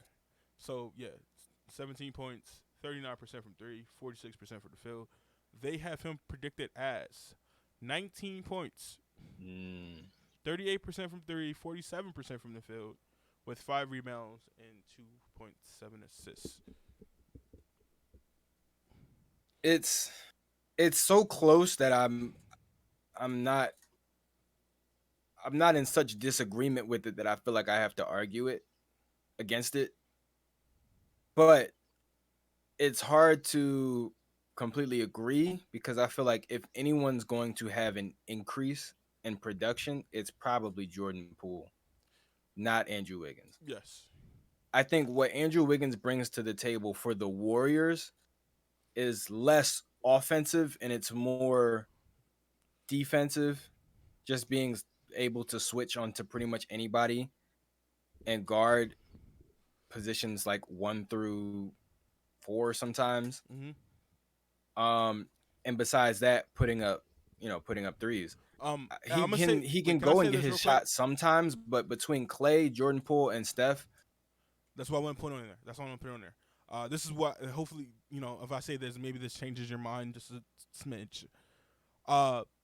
Andrew Wiggins averaged more points when Clay came back. Yeah. Okay. So maybe. But could that be simply because Clay was drawing more defensive attention? Maybe. I looked up the box score. I looked up when Clay came back, the game Clay came back, and Andrew Wiggins from that since Clay came back averaged about 23 points a game. Because the thing is, they weren't, if I remember correctly, they weren't all playing together. Like when Clay and Andrew Wiggins were on the floor, sometimes Steph wasn't. Or when Steph and Wiggins were on the floor, Clay wasn't. Yeah. So the question that I have is Steph, Clay, and Jordan Poole. Do all of them start this year? I think you continue to bring Jordan Poole off the bench. Because I think it's kind of like the Dame Anthony Simons situation. No, I don't know. Because Dame doesn't have any. I think Anthony Simons is starting this year. I mean, they have no choice. Right. But with the Warriors, it's like they have a choice. With the Warriors, they have a choice, but at the same time, it's like, how much longer are you going to bring him off the bench? He's better than Anthony Simons. That's arguable. I think he's better than Anthony Simons, and I think he's had more opportunity to prove he's better in the postseason when it really kind of matters. But it's not fair to Anthony Simons because Anthony No. Simons never got I there. know. I'm just saying, like, it's already on his resume, whereas Anthony Simons simply just hasn't had the opportunity to do it yet. So my thing is, would you like for fit wise? Yes, I would definitely start Wiggins over Poole, but still, when you bring someone off the bench, mainly I'm assuming Jordan Poole as your sixth man, who's going to the bench? Clay's not going to the bench. Is Steph going? Steph, come on, bro. You think Steph is the first person to the bench? So that's why I'm saying, like, when Jordan comes off the bench, Andrew is probably going to the bench. So if Jordan just gets more minutes, that means Andrew gets less. I think Clay would probably go to the bench first. Okay. Because then if you have them run out, you take Steph and Jordan off the floor. You have Clay and Draymond. They can run 2-man, and then alternate that shit. Okay. Because the only reason why I'm skeptical to say Andrew Wiggins is going to have an increase in production is because of the minutes. I also would throw, and not only that, but I feel like this year they're probably going to start trying to bring James Wiseman along as well. I mean, they also have two other two-way wings they have that showed potential. Jonathan Kuminga and Moses Moody. So, you know, they're very stacked. They're in, once again, the $1 billion situation where you have a championship team, you just literally won a championship, and then you have a young team building under your championship team. They're in the best situation possible. Obviously, money is a thing. But they got it. You know what I'm saying? And they're willing to go over that tax threshold. So, but see, Golden State is so smart because they know, which we all know, and what I thought all the other teams in the league would know, which is that the cap goes up every year. Yeah. So every year, your luxury tax, like the money you got to pay extra, is a little less. So we actually have some good ones. I just generated. We have some good ones. So we're going to 3 more, and then we're going to wrap it up. Okay. The first one is a 2-time MVP. Okay. Nikola Jokic. Predictions. I don't think he repeats. I don't think he wins MVP again. Now, with that being said, I don't think Joel wins it either. Ooh, who do you think wins it? Luka? I am not 100% sure, but I don't think it will be Joel or Nikola Jokic. I think it's going to be Joel. I think Joel is going to up his status from last year. I don't know if that's really possible, but I feel like he's going to do it. And I feel like voters fatigue is a thing, so I don't think Nikola Jokic will win it. But I think Joel is going to win it. I think Joel is going to surge himself to win that shit. Like, I feel like he's going to have that type of season where it's like, fuck, how the fuck did he do this again? Like that you can't deny. He's going to have a season that you can't deny. The only way that I see Jokic winning it again is if they're the number 1 seed. Because if Michael Porter Jr. It's not focusing. Focus for me.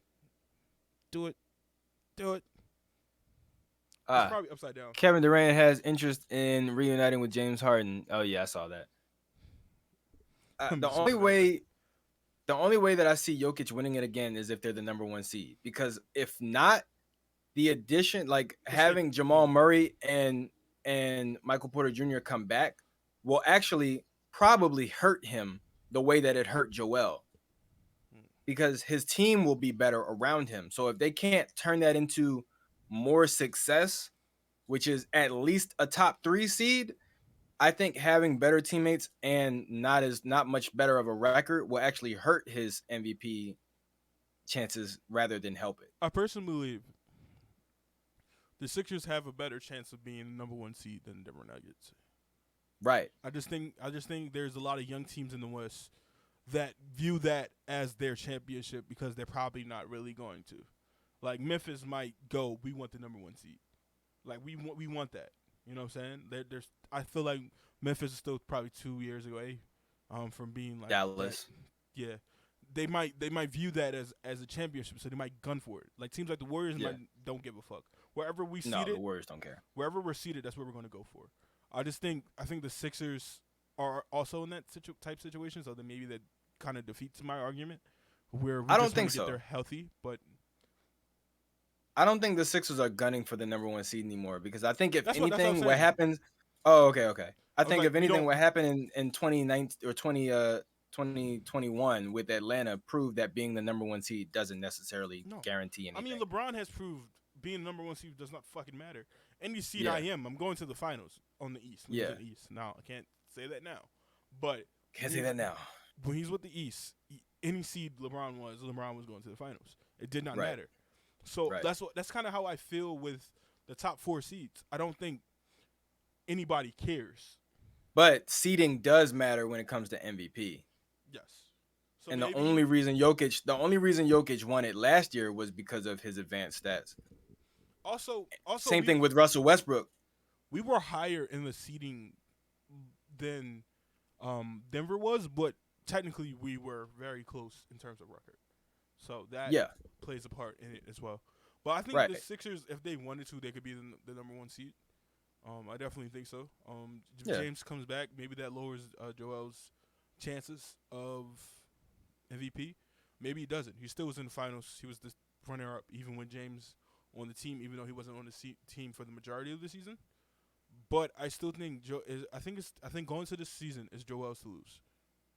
I don't think James being there is going to matter much because James was one of the main reasons why he didn't get it last year. Like, oh, you got James Harden on your team, and he came at the trade deadline. So it's not like he came for like the last 2 weeks of the I season. think He if was they there for a don't pretty good portion start of it. off as good as they did, whereas like who the fuck is stopping these two? I think that changes a lot because the first Right. 5 games it was like a match made in heaven. The honeymoon period was very great for them. So maybe Right. if that doesn't happen and it's more adjustment period for them, maybe it boosts him up a little bit. But that didn't happen. You know, Jokic got it. I just don't think Jokic can win again. I think for sure Jokic can't do it again unless they are far and beyond the best team in the NBA. It's also game, like the play style, because Jokic, I would argue that Joel is probably the better scorer, but Jokic he's a passer. He's Yeah. he's a He get has a everybody better involved kind of guy. overall impact on a team than Joel. Right. So, well, no, I don't know if I would say that because defense matters. I So- do think defense matters. I don't think Jokic is terrible as a defensive player as we give him. No, he's not terrible, but he's not Um, on Joel's level. No, he's not. He's not. But you can also argue that Joel's not on his level playmaking. So that could be Sure, but he's still not terrible. That's That's what I'm saying. Like, That's what neither I'm one saying. of them are terrible at It anything. makes them even in a sense that Right. record and the players they play with plays a gigantic factor. Exactly. Because I feel like they are the best player on the championship team. They are. They're not a number Exactly. 2. They're the number 1. Even though Jokic, is a playmaker, so he'll allow himself to be a number 2. Right. And I think Joel, even to a sense, will allow himself to be a number 2. Because he'll defer to James. James has an ISO situation. I've seen it many times from the games, the sample size that we've seen. Joel will wave James to go ahead, like take Yeah. him, Yeah. Like he said, does the same thing with Tyrese.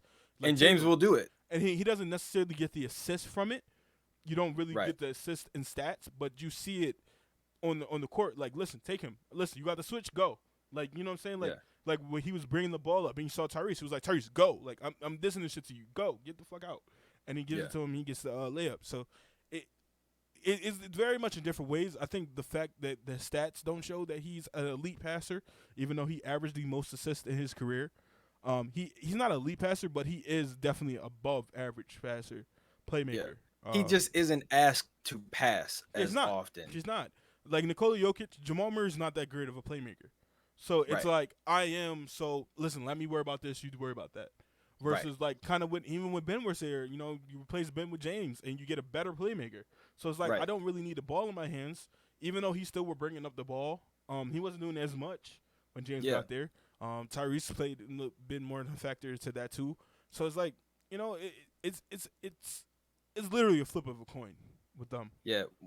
When it comes to this season, I think because Joel and Nikola are so even talent-wise, and like you said, the players around them and the record and seeding plays such a big part in who gets what award.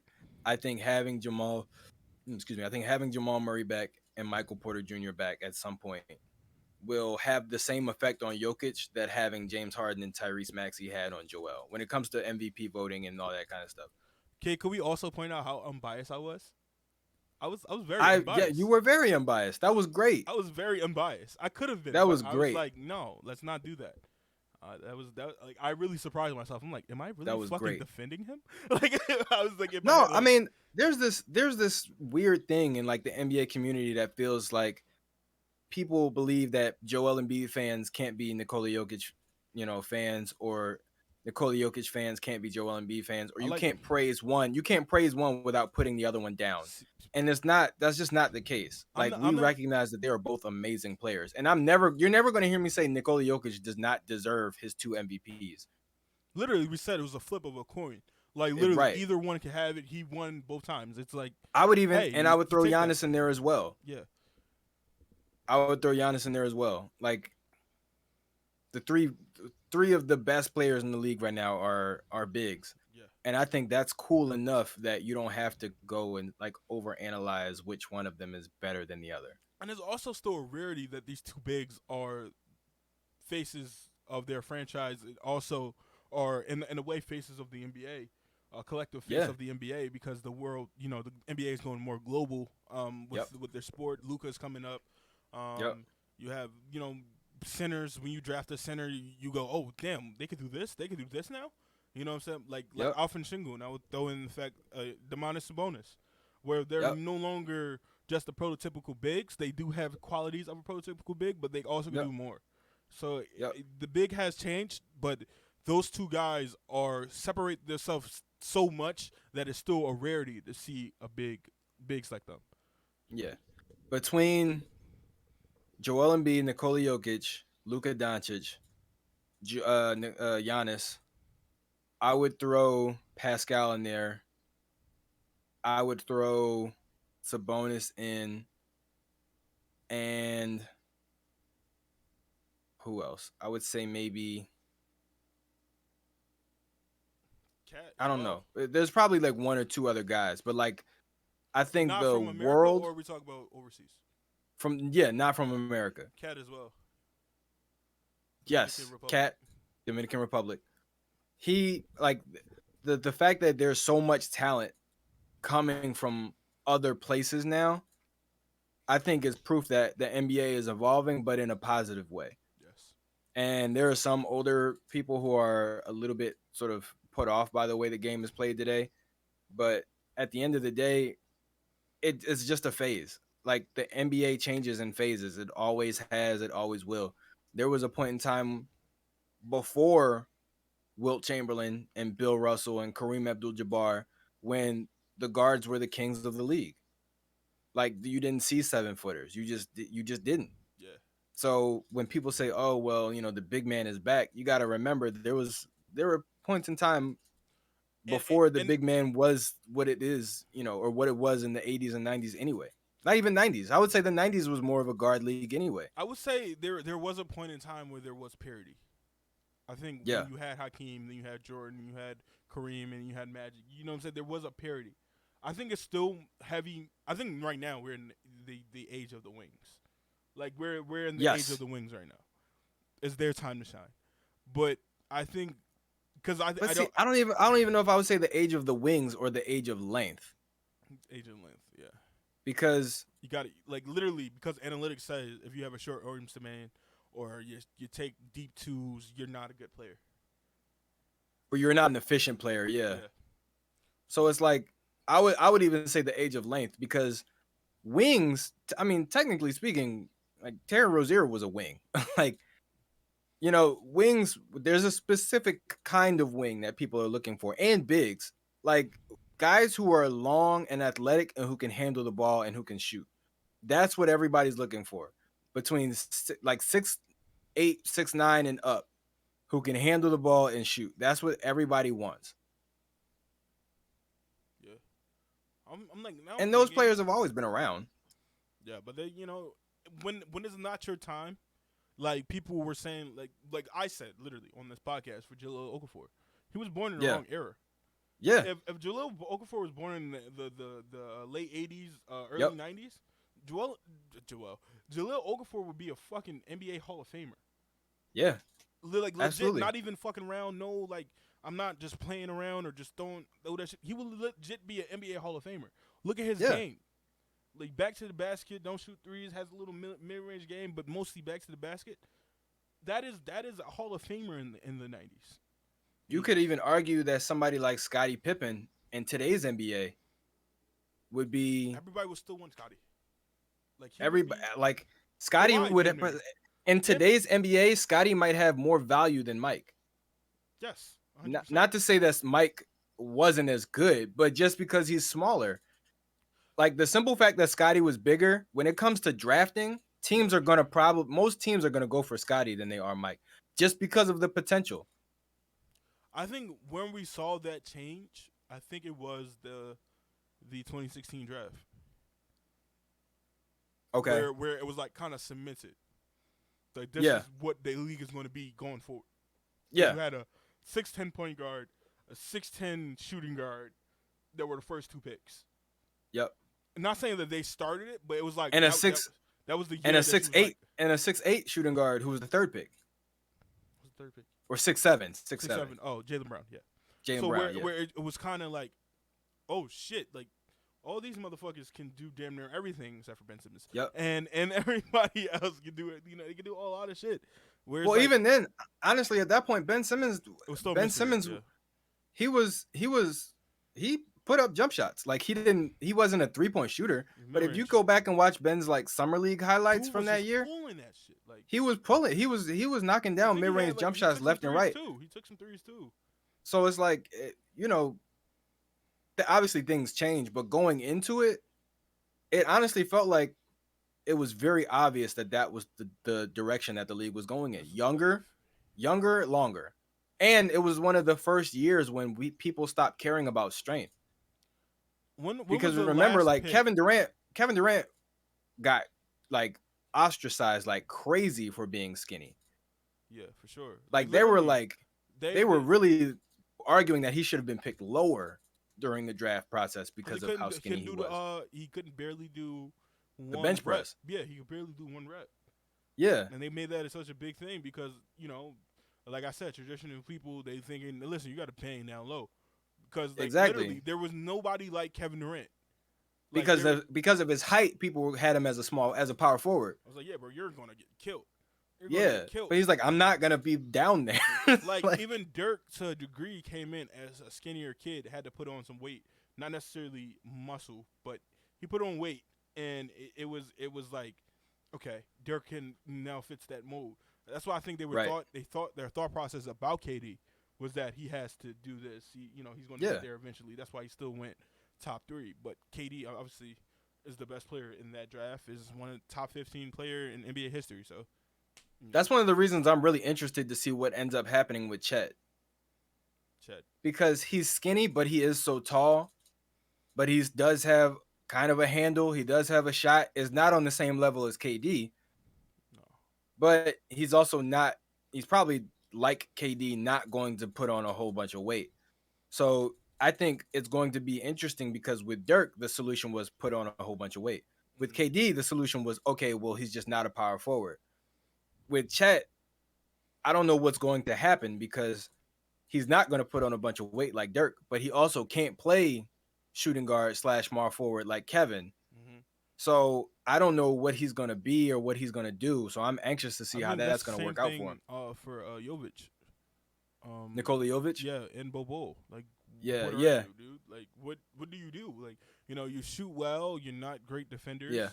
But you're a good. But I would argue, defender, but you play on the perimeter, but you're not a good perimeter defender. It's like so much shit that goes into this, and the teams that they were drafted to are great teams because they're a team not trying to compete. They're like go out there, develop your game. We'll see what you're good at. Then we'll draft or assign to fit the needs that you have, the holes that you have. Like that's literally where they're at right now. The only thing with Bol is I would argue Bol probably has a better handle than Chet. But well, yeah. So Bol could play small forward. I think could play very, very small forward. A big small forward. Yes. Oh God, we were talking about. I forgot who we were talking. We were talking about. We literally went Jokic. from Jokic to the modern day big man. Jokic shouldn't be to modern day big man. So we went on that run. We are at currently hour and 40 minutes. That was an hour. Literally, This was supposed to be an extra segment. was literally supposed to be an extra segment, and this became longer than the original segment. It did. The original segment was literally 40 minutes. We went. You know why? Because we had our draft. We had our players down already before we started the draft. Yeah, we did. So we kind of rolled through that pretty quick. All right, let's do one more. We were going to originally do two more, but no, let's just do one more because we're going to find a way. No, this was the second one. No, it wasn't. Yeah, we were gonna do two more, and then we did Jokic, no, and then there was one more. I thought. Three more originally. Oh, okay. I actually want to go a different route. Let's end it on a homer. Okay. Let's end it on a homer, and one of the people that are here is one of my picks in the draft, Matisse Thybulle. Matisse, before we did the, we did the what am I thinking about? We did the PJ Tucker signing. Matisse was probably slotted in to start. Oh shit. All right. So to back this in a way, James did unlock Matisse. Yeah. James definitely unlocked Matisse, and that's why I kind of wanted another playmaker off the bench to do that on a more consistent basis. I wanted another playmaker. I really wanted Rondo, but Rondo's in some shit right now. So we're gonna let that stay there. But they have Matisse averaging 8.5 points, 47% from the field, 32% from three, with 1.6 blocks, 2.5 steals. That it's crazy as hell. That sounds crazy for anybody else coming off the bench. That 2.5 steals and 1.6 blocks. Yeah. But that's fucking Matisse Thybulle, and he fucking can do it. That's the craziest part about it. Now, is that a prediction or is that his last year's stats? No, his last year's stats. Because I was going to say, that sounds pretty close to what he already was doing. His last year's stats, he didn't average 2.5, but the blocks, he averaged 1.7 on steals and 1.1 blocks. This is a 6'5" shooting guard. This is a wing that is averaging a block. Literally. What were his points last year? Last year he averaged 5.7. The year before that, his first year 4.7. Next year 3.9. This year 5.7, and he shot 31% from three. But when James got there, he shot 38%. Okay. See, that's the biggest thing though. Like, I think the prediction has his blocks going up, right? Mm-hmm. That has steals. His steals going up. Yeah. And his points going up by 3 points a game. I think that will happen just because I think he makes, on average, one more three per game. Yes. They have him taking 3.5 attempts. Yeah. Last year, he took 2.2. So, yeah, literally another 3-point shot a game. Yeah, that's the only thing. And because he took that. See, that's the only thing that I really see changing is he'll probably take one or maybe two more threes a game. Yeah, and I think it's actually no. I'll say one because he's not going to be he's not going to be starting. So he's going to be spending most of his minutes with D'Anthony Melton and Daniel House and George Niang. Yeah. So he really probably won't be shooting a whole lot of threes. So is Shaker a backup point guard? No, Melton is. He should be. Melton is more of a bucket getter. That's fine. As a 6 man, that's fine. But I still want, obviously. We don't have one. We really don't have one. We don't have a playmaker off the bench. I mean, Trevelyan Queen is our closest, literally. It's literally our closest playmaker. And, if we're going to play Trevelyan Queen, I really liked from the first time we signed. Actually, I did. I wouldn't say I didn't like him from the first time we signed him. You like him from the highlights you looked up after we got him? After we signed him, and I was like, who the fuck is this guy? And then the first play is a windmill dunk, and I go, oh, he's my favorite player. And that's literally how you get me on your side. You do a windmill dunk, and I go, yep. That's what Matisse did. Did a windmill dunk. I was like, oh, yep, I want him. Trevin LeQueen is a playmaking. He's 6'7". Kind of remind me of Ferk, but not as consistent for three, but a better playmaker. Only thing that kind of makes me nervous with Trevin LeQueen, obviously we're gonna hop back to Matisse, is that his turnovers, even in summer league, were too fucking high. Yeah. Like he's not. And that's one thing. That's one thing you kind of see a lot from younger passers. He's 25. No, I mean like, he's 25 years old. Yes. How long has he been in the league? This is his second year. Yeah, no. I mean young, like career young. What you mean? Like career young, like not long in the NBA. No, not at all. Like getting adjusted to NBA defenders as a passer is tough. Yeah, because even Ben, like we people forget the Sixers were one of the worst teams in the league, even when we were the third seed back-to-back years with Ben Simmons as a point guard. We would still average some of the highest turnovers in the league. Yeah. It's crazy because we were on the bottom half of the league with turnovers. We did a better job. This year. Because a lot of people didn't fucking pass the ball. But, you know. Well, and we don't have Ben who passes unnecessarily. That's the thing. That's what I mean about like guys who are passers but who are like young in the league. They make unnecessary passes. Yeah, we didn't have Ben jumping up before he made a fucking pass. 7 times like game. Unnecessary passes, jumping into the air and then trying to make a pass, making a pass at the end of a shot clock, like instead of just shooting the ball, making a pass when you're wide open. Yeah. I want to hop back to the Matisse thing, and obviously the one thing that you would love him to do is to shoot better, because if Matisse shoots better, he's one of the best. He's a top 5 3-and-D player in the league, just like that. If he could shoot the ball at a 37% clip. Yeah. Shit, 35% clip. He's one of the best two-way players in the league because that's how great his defense is. Yeah. Even though I didn't feel that way last year, even though he made an all-defensive team, I didn't feel like it wasn't that loud last year. But he still can do it. Obviously, his numbers back that. Obviously, his deflections back that. The thing that I like, that I saw from Tyrese Maxey, that I seen from Matisse this year, is that Tyrese Maxey in his rookie year shot 87% from the line, even though he shot 30% from three. But he shot 87% on the line. And like one of the shooting things that you learn when you're looking at that I learned in multiple podcasts that I listen to, is that it starts with free throws. If a player can shoot high percent from the free throw line, he probably can shoot. There's a chance that stroke then goes to his 3-point shot, his jump shot, things like that. Matisse Thybulle went from shooting, let's see what his free throw number, 61% first year, 44%, and then shooting 79% from the free throw line this year, on more attempts than he's ever had in his career. So that kind of gives me a better sign that shut the fuck up. It gives me a better sign that, you know, maybe this is the year. He is 25. He was drafted out of Washington, a little older, so you kind of are established to who you are at that age. But that doesn't have to be. It does not have to be. You work on your shot, literally, bro. Look at Magic Johnson.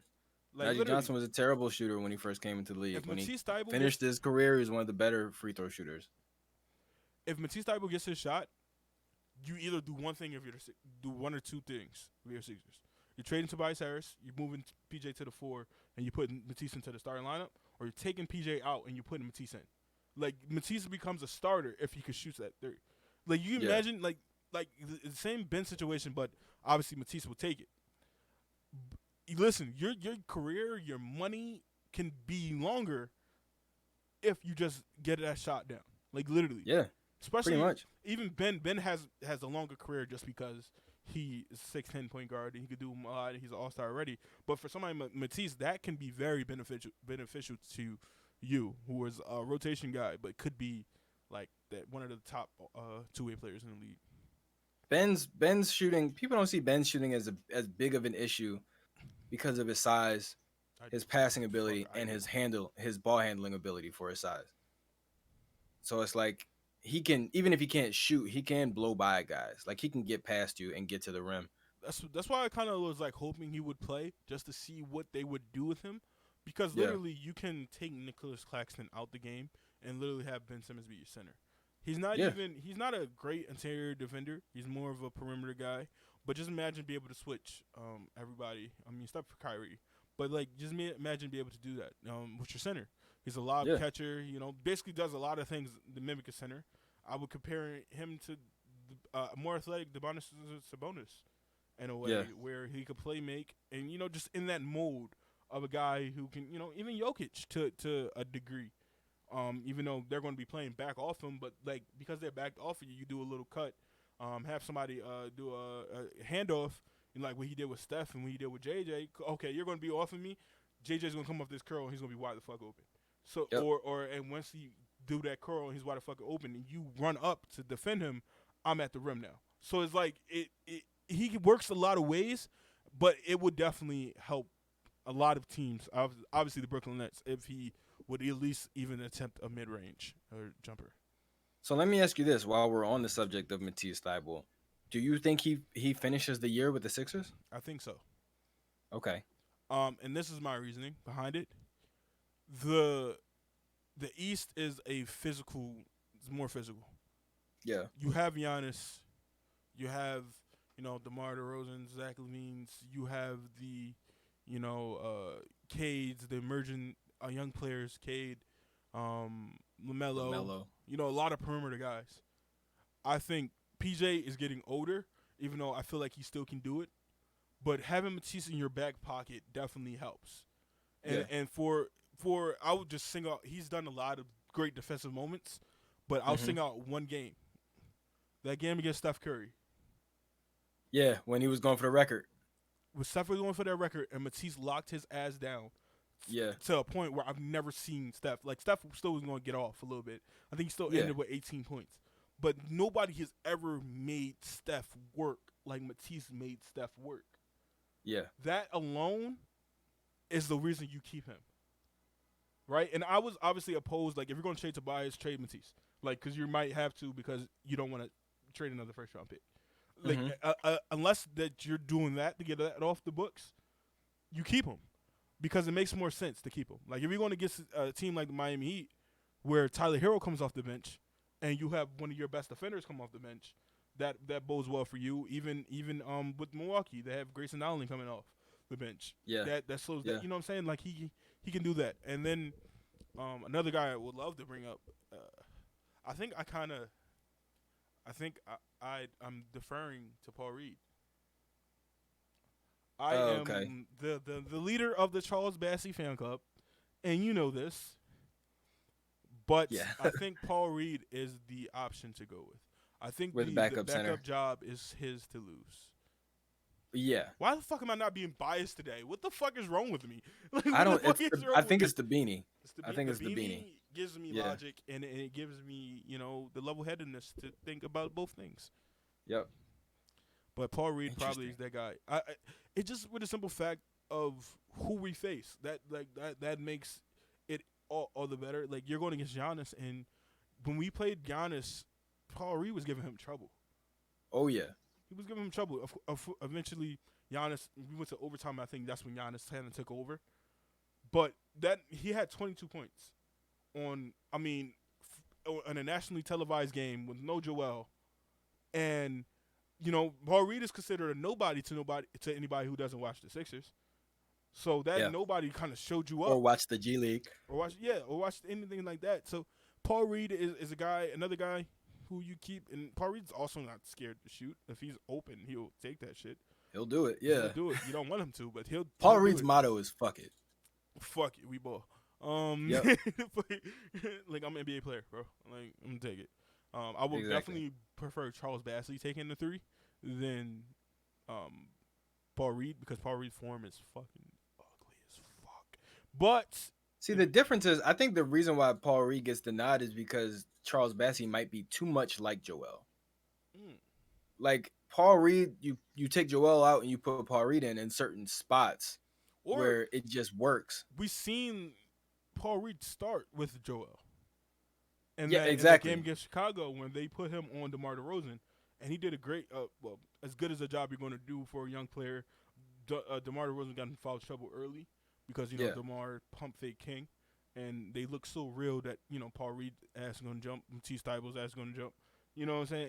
It gets you, but the job he did, staying with him, his footwork was amazing. Like right. you can't overlook that. Obviously, I haven't seen that from Charles Bassey. I don't think Charles Bassey's even gotten that opportunity to even show that. But I think in that Toronto series, or earlier, or you could even say earlier in that Miami series with Joel sitting out, I think Paul Reed got a lot of Doc's trust. Hmm. And it's hard for a young player to get Doc's trust unless you're like overwhelmingly good, like a Tyrese Maxey. So I Yeah, think that alone is going to give him that push. and his mobility Yeah, is what we need against guys like Bam Adebayo he's and Giannis and Jason Tatum and KD. Like that's what you need against guys that are taller but are still quick and move and handle the ball like guards. Charles Bassey doesn't necessarily give you that on the same level. And for the most part, because you have Joel, besides fatigue, just to give him a break, the only reason you're taking Joel out of a game is if you want to try and go small. yeah, So, Paul Reed's the best guy to put at the 5 if and you want to do that. and what I brought up before could still stand. Them going 41-41, or Yeah, situation. yeah, If the backup yeah, big is a big man, go Charles Bassey. If the backup big can shoot, go Paul Reed. Like you know what right. I'm saying? Like that could still stand. That could still go. But I think, like I said, it's Paul Reed's job to lose. Yeah. It's also going to matter if Joel's available or not. Because on games when Joel just I think isn't Charles playing, Bassey would start. exactly, Kind of like with exactly, the White only came off the bench. Like right. Tony Bradley was our starter. So Exactly. that So I think on games when Joel simply isn't playing, Charles Bassey probably starts and Paul still comes off the bench. Or with they that just energy, split the minutes he's entirely. a less, I wouldn't say less talented because they do the exact fucking same thing, but I just think Rashawn Holmes is better. Um, but he's like Rashawn Holmes in the sense that he brings high Yeah. energy. Like literally, Rashawn Holmes off dunks almost won us a game against the Lakers like Yeah, years ago. I think Rashawn was just a little bit more restrained on the defensive end. Yeah, he wasn't a foul He monster like fucking Yeah, Paul Reed is. he knew how to play without fouls and he knew how to he was a little bit more, I would say, not mobile, but I would say he was, definitely more athletic.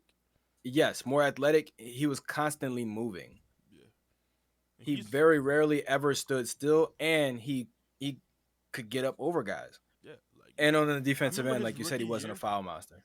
Their rookie year, that dunk he had over Al Horford was fucking crazy, bro. Like it was a thunk. It was a thunk. Like he threw that shit in He there, threw it in, yeah. and I was like, It was crazy. It was crazy. and that was his rookie year. To mind you, that wasn't even regular season. That was preseason, and I Yep. was like, oh, okay, great. Yeah. So I guess I could wipe my tears over us trading KJ McDaniels because we got him right back.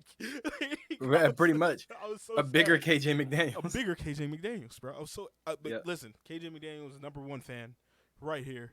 I was literally at the game where Tony Roden threw the lob. He was playing against the Magic. I'd never forget this. He threw the fucking lob, Yeah, and that KJ one was McDaniel like, somehow got that shit. And it's like, yeah. how did you reach it, two lock onto Grab the it. rim, and then dunk it? It's like, bro, you were literally going out of bounds. Like it did Yeah. not make sense.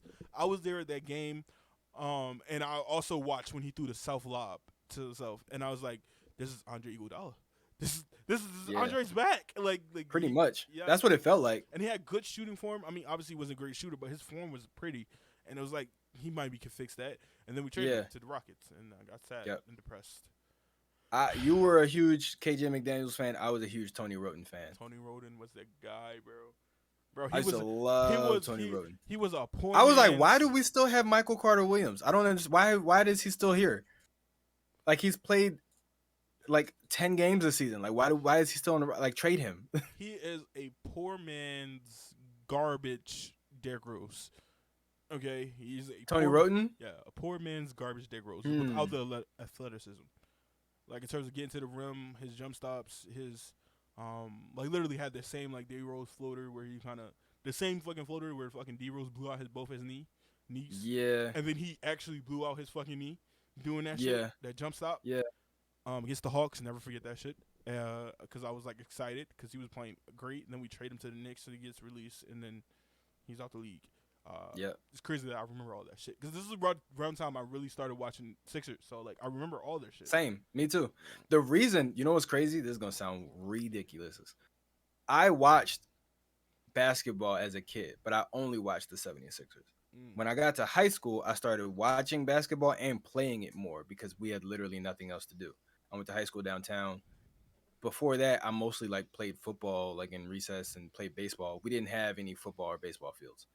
Like it was just concrete and a basketball court like 6 blocks away. So that was what we did after school. So I didn't really start playing basketball until high school. So like around 2000, I want to say 10 was when I started really like paying attention to the league and to basketball outside of just the 76ers. That was the first year I watched the draft, and we drafted Evan fucking Turner with the second pick Time out. overall I would like in to a insert draft that had DeMarcus Cousins, Paul George. Paul George. Like, we took Evan Turner. Now, granted, he was player of the year in college, right? All this other shit, but we knew, we should have known. Hey, This was before the 3-point like shot blew up the way it has Listen, now, so I get it. But at the Sean. same time, it's like it was Evan fucking Turner. I'm not trying to flex on you, but the first draft I watched, we drafted Joel Embiid. So I'm not trying to flex on you, but the first draft I watched, we drafted our fucking franchise player. But look, but that year, 2010 was the first year that I really started paying attention to basketball. What? 3 years later, the process starts. I watch. No, 2.5 years. 2.5 years. Because 2012, that 2012 offseason was when the process started. No, it started 2013. 2013. Oh, yeah, 2013. Drew Holiday 2013. was traded for Nerlens Noel. Because what happened was 2012 offseason was when we thought we weren't going to have to go into a process because we got to the fucking Eastern Conference Finals and went 7 games. We got to the Eastern Conference semifinals and we lost in 7 games to Boston. No. Y'all. I'm saying y'all like I wasn't a fan. No, y'all did. I'm saying nope, we didn't. Y'all. No, because you beat Derrick Rose because Derrick Rose got injured. That was the first round. We were the 8th seed. They were the 1st seed. Yeah, we beat them in the first round. The second round was against Boston. And if y'all would have won, it went to the Eastern Conference Final. I keep saying right, y'all, but we lost. We lost in Game 7 to Boston in the second round. That's where it started. Summer we got the 7 game Game 7 Wolves. That's where they started. Well, but it gets worse. God. We thought the process was never even going to have to happen because we were a good team. Even though we were the 8th seed, we were the 8th seed because of like injuries. The Orlando Magic. Yeah. We were the 8th seed because of our players were older and they weren't playing all like we had injuries and stuff like that. But we were a good team. We were good enough to beat the Bulls. They ended up losing Derrick Rose and Joakim Noah, but we still took the Celtics, who ended up going to the finals, to 7 games.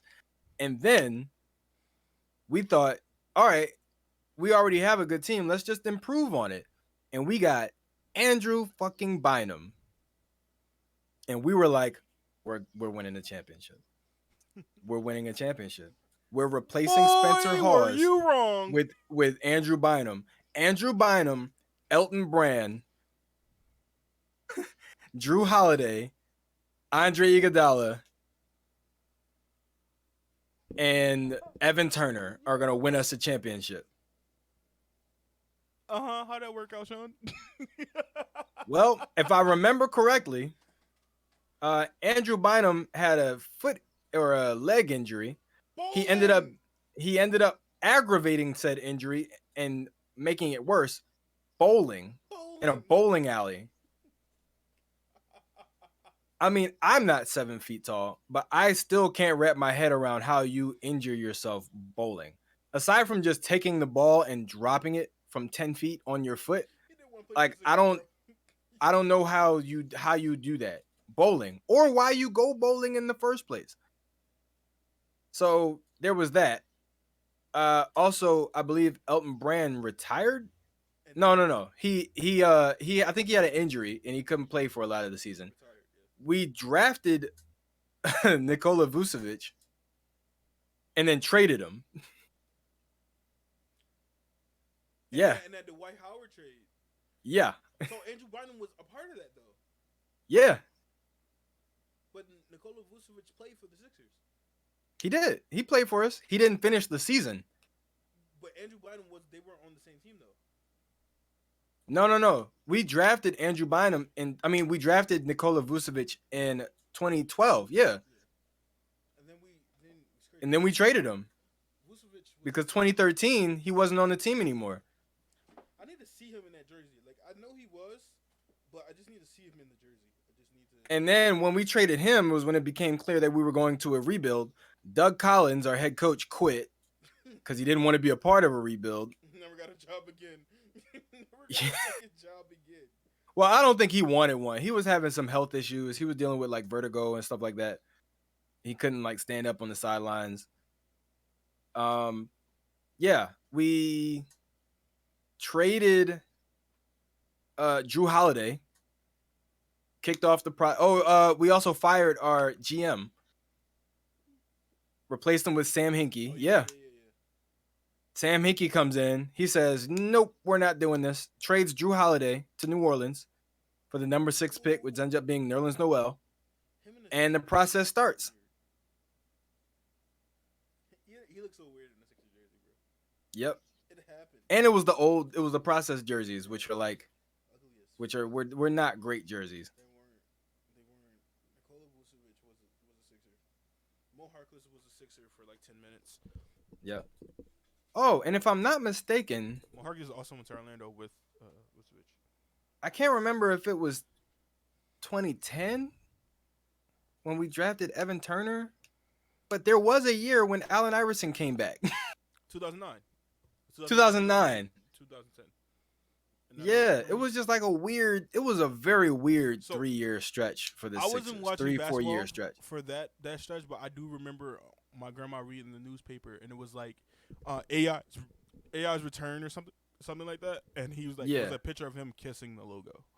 Yeah, his first game, he knelt down and kissed the 76ers logo. Yeah, like because I wasn't a Sixers fan. I knew who Allen Iverson was. Because I had like a jersey of his, and I was like, "Who the fuck is this guy?" I guess he plays for the Sixers. Oh God! I literally did not know. I told you, I was forced to play football. I was literally forced against my will to play football because I was a stocky kid, had wide shoulders. There was like football player. I was like, fuck. And then I was, I didn't really watch it because I was like watching Ray Lewis fucking tapes. Like I was literally watching Ray Lewis. And then, I eventually was like, fuck, bro, fuck football. I didn't even say that because I didn't stop playing football until I was 18, and I started when I was 8. And so 10 years of my life was fucking football. Yep. I mean, 9. Yep. 9.5. I got injured a year. Well, injured 2 years, so 8 years of football worth in my life. I hated it. I fucking hated it. Bro, I never wanted to be a football player. I've told you on this story. Never did. Never fucking wanted to. But it was like, you have to because you are big. Has anybody ever seen the movie? Anybody who's listening to this, if you've ever seen the movie, great movie. One of the greatest sports movie of all time. No, Crossover. Oh, I haven't seen that. You've never seen it. I know you've never seen it. No. It stars Anthony Mackie. And that sounds so familiar. Is that Anthony the guy who's always grinning, but he's never smiling? He's fucking Anthony Mackie? Yeah. He's Falcon from I know that's Avengers. Yeah, definitely, yep. Like he always is grinning. Like he always grinning like he got a fucking secret. Oh. I guess. So Anthony Mackie and I can never remember the other Wesley Jonathan. Wesley Jonathan is a pretty well-known actor in the black community. He's been in a lot of like famous black movies. He was in Roll Bounce. He was Sweetness in Roll Bounce. But Anthony Mackie and Wesley Jonathan, this is early in their careers, by the way. When did this movie come out? 2006. They are street ball players. This is during the height of the N1 movement. Okay. They are street ball basketball players who are playing in a tournament, street ball tournament, that is run by Mafia boss. You're going to love this. Mafia boss Wayne Brady. Are we talking about the same Wayne Brady from the thing? Yes. Yep. Okay. Cool. Yeah, Wayne Brady. From every white thing ever. Non-threatening Wayne Brady. This is also why Wayne did that. You remember the Chappelle Show skit when he was like, gangster Wayne Brady? He's like, is Wayne Brady going to have to smack a bitch? Like, so in the movie, Wesley Jonathan plays a basketball. Like, they're both basketball players, but the difference is, oh, and Lil JJ. I don't know if you remember him. He was like a Nickelodeon. Oh, Just Jordan. That was Just Yeah. Jordan, right? Just Jordan. Yeah. So they're all like basketball players. They have a little like street ball team. Wesley Jonathan is like really good, like NBA potential good, and he wants to be an engineer. And everybody never works. That never everybody fucking hates it. They're like, "Yo, why are you like? You need to focus." And he was like, "I am focusing on school." And they were like, "No, like." Play basketball. That's how you are. That's how you are with football. Marquise was very, very good at football, and he doesn't even like football. I don't watch it. I haven't watched a game of football in the last 2 years. There's literally a scene where Anthony Mackie goes to him. He's like, "You got the gift, and you don't want it." And he's just looking at him like, "I'm sorry." Like, I don't want it. I'm sorry. No, Yeah. That's literally how I am, bro. Like. I was, and what made it worse is that I was good. It made it worse. It's like, okay. Because it made people want you to keep doing it. And you're like, fuck. I was trying to get out of this. I didn't play my 9th grade year because I did not want to play in high school. Fucking Judah and Jeff, yes, I'm fucking name dropping you assholes. We're 11th graders about to be seniors that year. And they, like, every fucking day. Bro, you should try out, bro. Tryouts are next. You know what I'm saying? Happening in the summer, bro. You try out, bro. End of the year, try out, bro. Just try out. I was like, all right, fucking, I try out. I try out and make the team. I was and then on top of that, I made JV. I played 3 games of JV, and then they called me up. I was like, bro, what the fuck? And it's like, it's kind of your pride fighting itself. Because it's like, I don't want to do this, but yeah. But I also don't want to suck. Like I'm that bull, bro. Like I'm that. Yeah, it's like I don't want to do this, but also if I'm gonna do it, I want to do it well. But then when I do it well, people want me to keep doing it. So it's like shit. Bro, that's me at work. That is legit me at work. It's yep, like now I have a reputation of being great at it. I mean, it's like I really want to slack off, but once I slack off, it's a problem. And that's how it was. Like my 12th grade year was my worst year of football. Because I saw the fucking light at the end of this. Like, I saw it. Bro, I wasn't coming to practices. I'm not going to have to do this anymore. Bro, I wasn't coming to practices. I lost my starting spot like 3 times. And then the fact that they gave it back to you twice is the fact that they gave it back to him twice. They gave it back to him. It should be proof of how good he was. They took it from him 3 times. Literally, they were literally like, all right, Marquise, listen, you got to get it together, all right? You're not starting anymore. 2nd time. All right, you know what? We're going to give you 1 more chance. 3rd time. Okay, listen. No more chances after this. And, because, like, the final game, we had a Turkey Bowl game. And it's crazy because nobody was showing up to practice. So, literally, there would probably be, like, maybe 10 out of 40 people on the team showing up for practice.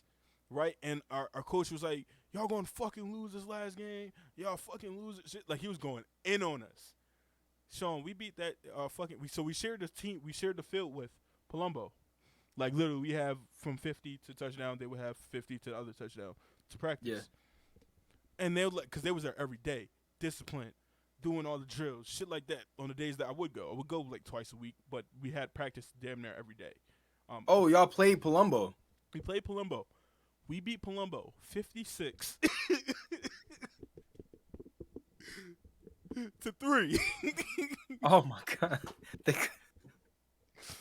And our final game that we were just bullshitting. They didn't get a touchdown. Bro, they didn't score shit, bro. They got. You know what it was? Bro. Your coach lit a fire under you because he was like, "You think we need to come to practice to beat these motherfuckers?" Bro, we watched them practice. We're gonna show you. Yeah, it's like we gonna show you. Cause like we would literally like that in the summertime, we would literally scrimmage against Palumbo. They're right there, like we really scrimmage against them. I'm like, bro, they're not good.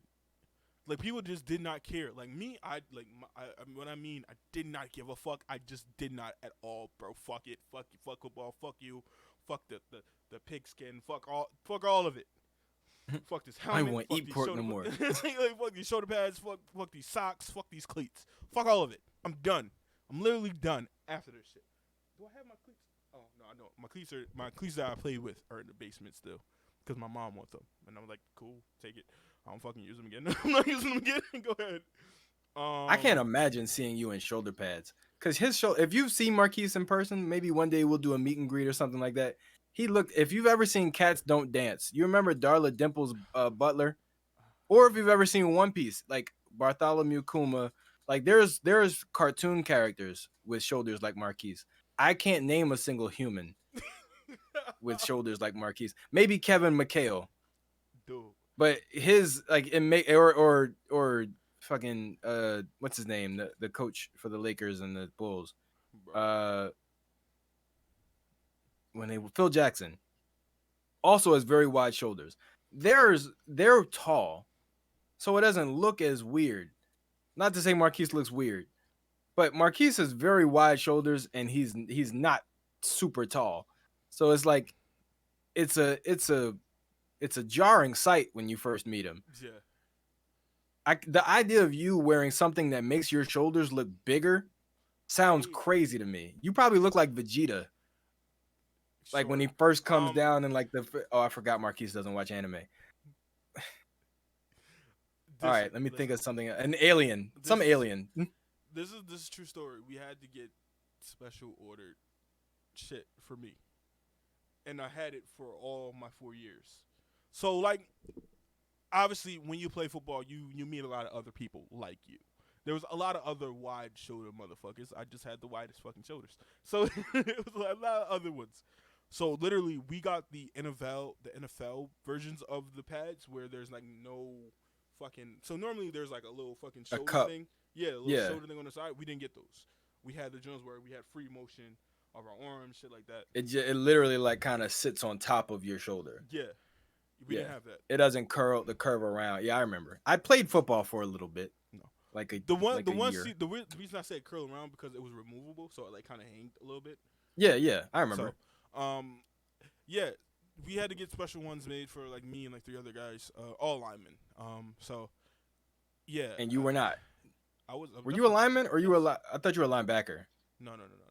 I could play linebacker, but I liked having fun of like instant. If you were a lineman, why were you watching Ray Lewis tapes? Because I wanted to be Ray Lewis. You wanted to be okay. I wanted to be the fucking lineman version of Ray Lewis. Actually, I also wanted to play linebacker, but there was like no, no. You're the biggest person we have, son. We're not moving you further away. Because I'm fast as hell for my size. You know what you were? You were Aaron Donald of high school. I was Aaron Donald of high school. But this is the thing. It's the perfect example. When I tried out for linebacker. And although the first couple of snaps I would be amazing, I would get tired fast. Yeah. So they were like, no, bro, be on the line, snap, go back to your stance, snap, go, you know what I'm saying, like that.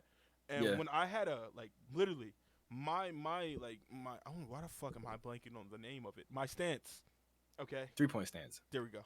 And the longer I have not played football. This is, fuck it. It was 10 years of my life, but I refuse to remember none of it. When I got back, none of that information. I fucking forgot. Once I graduated, it was like, fuck it. Literally once November was over, it was like, yeah, you can have all this shit, all these memories. Fuck it. It was like breaking up with a terrible, toxic ex. It was like I wanted nothing from this relationship. Yeah. Like Except nothing. there was an ex that could have gotten you into and paid for your entire education in life. But like I just said no, not at all. I don't want this. It was like the rich ex who's verbally abusive. Yeah, I just couldn't take it no more. Who's hot? She's hot. She's rich, and she's taking care of you, but she's verbally abusive, and nobody else is gonna get it, but you get it. Yeah. I forgot where we were going from this. Nikola Jokic. No, I'm just kidding. Yo, this podcast ended. I appreciate y'all for watching this long of it. I feel like people are entertained by more of us just this fucking banter than the actual fucking basketball talk. Probably. 'Cause you I get hope a so more because in-look- that's what it mostly is. It literally you get a more in look of us. Yeah. Yeah. Well, I'm pretty sure they don't want to hear me talk about my baseball career. So we're gonna go ahead and end it there. Thank you everybody for watching or listening this week. If you're listening to it on Spotify or Apple or Google Podcast, thank you for watching. If you're checking this out on YouTube or on the website, which is blackflagent.online. Follow us on Instagram and Twitter. You can follow us individually, or you can follow the Lowlights Network on Instagram or Twitter. Thank you one more time for joining us. I am Sean. That is Marquise. Sometimes he is Marquise. Other times he is Bethany. Sometimes have a good weekend. I am Batman. Oh no, he's not. He's never Batman. Sometimes he's the Joker, sure, but never Batman. You're sort of a Joker, not in a bad way. I mean, like you're crazy. Something about that was racist, and I'm not going to stand for it. What? Black Lives Matter, Sean. Which part of it was racist? Bye, people. I would assume